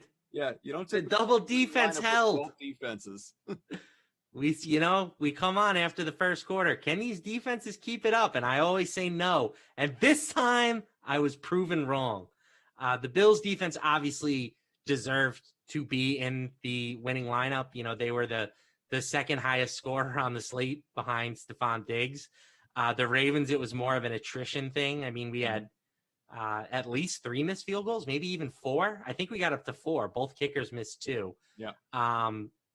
So yeah, that kept scoring low, kept the kickers from accumulating fantasy points. But you know what? That kind of stuff happens, and we knew that the weather was going to be a factor. So the defenses maybe had a little bit more viability than the public gave them credit for. One more contest here before we get out of here, and that is the $500,000 Saturday night special. $100K going to first, and it is Inverted Cheese with the projected victory. 5-point lead here with Aaron Rodgers, Aaron Jones, Cam Akers, Stephon Diggs, Devontae Adams, Van Jefferson. You also had Robert Tonyan, Alan Lazard, and the Bills DST. Kind of what you said earlier, no weak spots. Yeah, this is the same lineup, but with Van Jefferson in there as opposed to having an empty flex spot. Right. And, Van had a great performance for his salary. So Inverted Cheese can feel pretty good going to bed tonight. He's got a chance if both of these games end up being disappointing. You never know what's going to happen, Carl. This one's Saturday only, so he's feeling good. He's done. Oh, well, congratulations, Mr. Cheese. This is a great team. Yeah, I no thought holes Van. In that lineup. All right, gotta go. No, keep going. I thought Van Jefferson was a really sharp play. When we found out Cooper Kupp wasn't going to be active today, right. Everybody immediately jumped on Josh Reynolds as the next man up. But it also gave Jefferson a chance, and for him to be just 2.4% owned at $3K on a slate with just 2 games is pretty remarkable. I thought that was a great play here. That ended up being the difference. The rest of this lineup is relatively chalky. Aaron Jones, Cam Akers, Stephon Diggs, and Devontae Adams were all 60+% owned. So it really came down to Van Jefferson and then Alan Lazard, and those 2 players were able to deliver the victory. Okay. Tell me about tomorrow. What are you expecting? Let's start with Chiefs-Browns. Is this game going to play out as the way most people do, or could we get an upset? I think a lot of people think that the Browns maybe don't win this game, but they keep it close. If you look at the betting numbers right now, the Browns are actually getting more bets than the Chiefs are. So I think a lot of people think that the Browns can keep this game entertaining, and I don't think that's going to be the case. As good as Cleveland has played recently, they have had a lot of favorable game scripts. And I don't think that this team is particularly equipped to play from behind.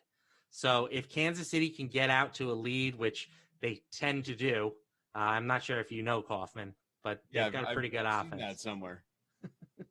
If they can jump out to a lead, I don't think Baker is going to be able to claw his way back. So I like the Chiefs. They're laying either 9.5 or 10 on DraftKings Sportsbook at the moment. I don't have the line up in front of me, but I like the Chiefs to win this game by somewhere between 2 and 3 touchdowns. Okay. Yeah, I also think it's going to be lopsided. How about the other one? I don't know. I mean, I know which way I think this will go, but I don't really know which way this is going to go, and that's the Bucs and Saints. I find it hard to believe Tom Brady is going to lose to the same team 3 times in one season. Well, that's the narrative, right? I've heard multiple people say it's hard to beat a team 3 times in the same year. I ran the numbers on this. Since 2002, this will be the 8th matchup between divisional opponents in the playoffs where one team has won the first 2 matchups in the series. And that team goes on to win the 3rd game They're 5-2 straight up. So it's apparently not that difficult to to beat the same team 3 times. The against the spread record is not as impressive, just 3-4. But we're talking about a low spread here, just a field goal. So it's not going to come into play more than likely. My lean here is the under. I think that these two teams, even though they have maybe 2 of the 3 or 4 greatest quarterbacks in the history of the league, these two teams are built on their defenses. You know, the Saints, for my money, are the best defensive team in the league.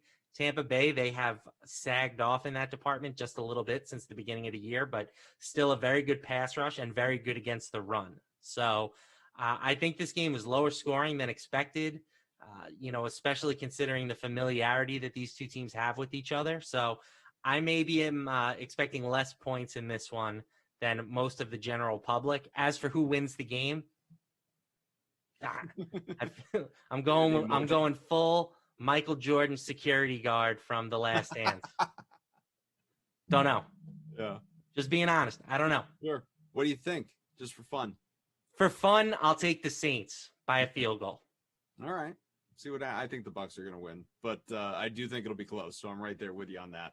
We want to thank everyone that was, of course, a part of this entire broadcast over the last little while here. Thank you all for hanging out with us. Obviously, if you've been watching along, but we got the Drew Stack, we got Jordan, we got quite the crew here hanging with us. It is always much appreciated. You know, we're not done. I mean, we're done for tonight, but we're not done because we're going to be back with you tomorrow as well, doing one of these games here. We're going to do the late game. So here's how this is going to work. If you're watching along on the Dream Stream, be it on YouTube or Twitch, you will have the sweat. That will take you at, I believe, noon and perhaps another one at 2 o'clock, maybe a rerun of the same one. Either way, you will have plenty of coverage here with you. Are you going to be on that? No. Okay, perfect. So 2 o'clock, the sweat for sure. And then you will have DraftKings Leaderboard Live. Kenny Ducey, Jeff Ulrich. That for the first game, AFC, to determine the other half of that AFC title game. And then we will be along to report back on the NFC. So make sure you are here with us tomorrow evening. And I will be wearing my best Lamarcas, as I always do. I'm wearing them right now, bud. Nice and comfy. That's what you got to be. All right. Thanks, everyone. Thanks for being with us. Remember, no Sims tomorrow. It's Leaderboard Live. It's the sweat, and it's real football. And then back to the Sims that you are used to on Monday. Thanks again to everyone for watching, for producing, for doing all that you do. For Matt Lamarck, I'm Adam Kaufman. Enjoy the rest of your nights.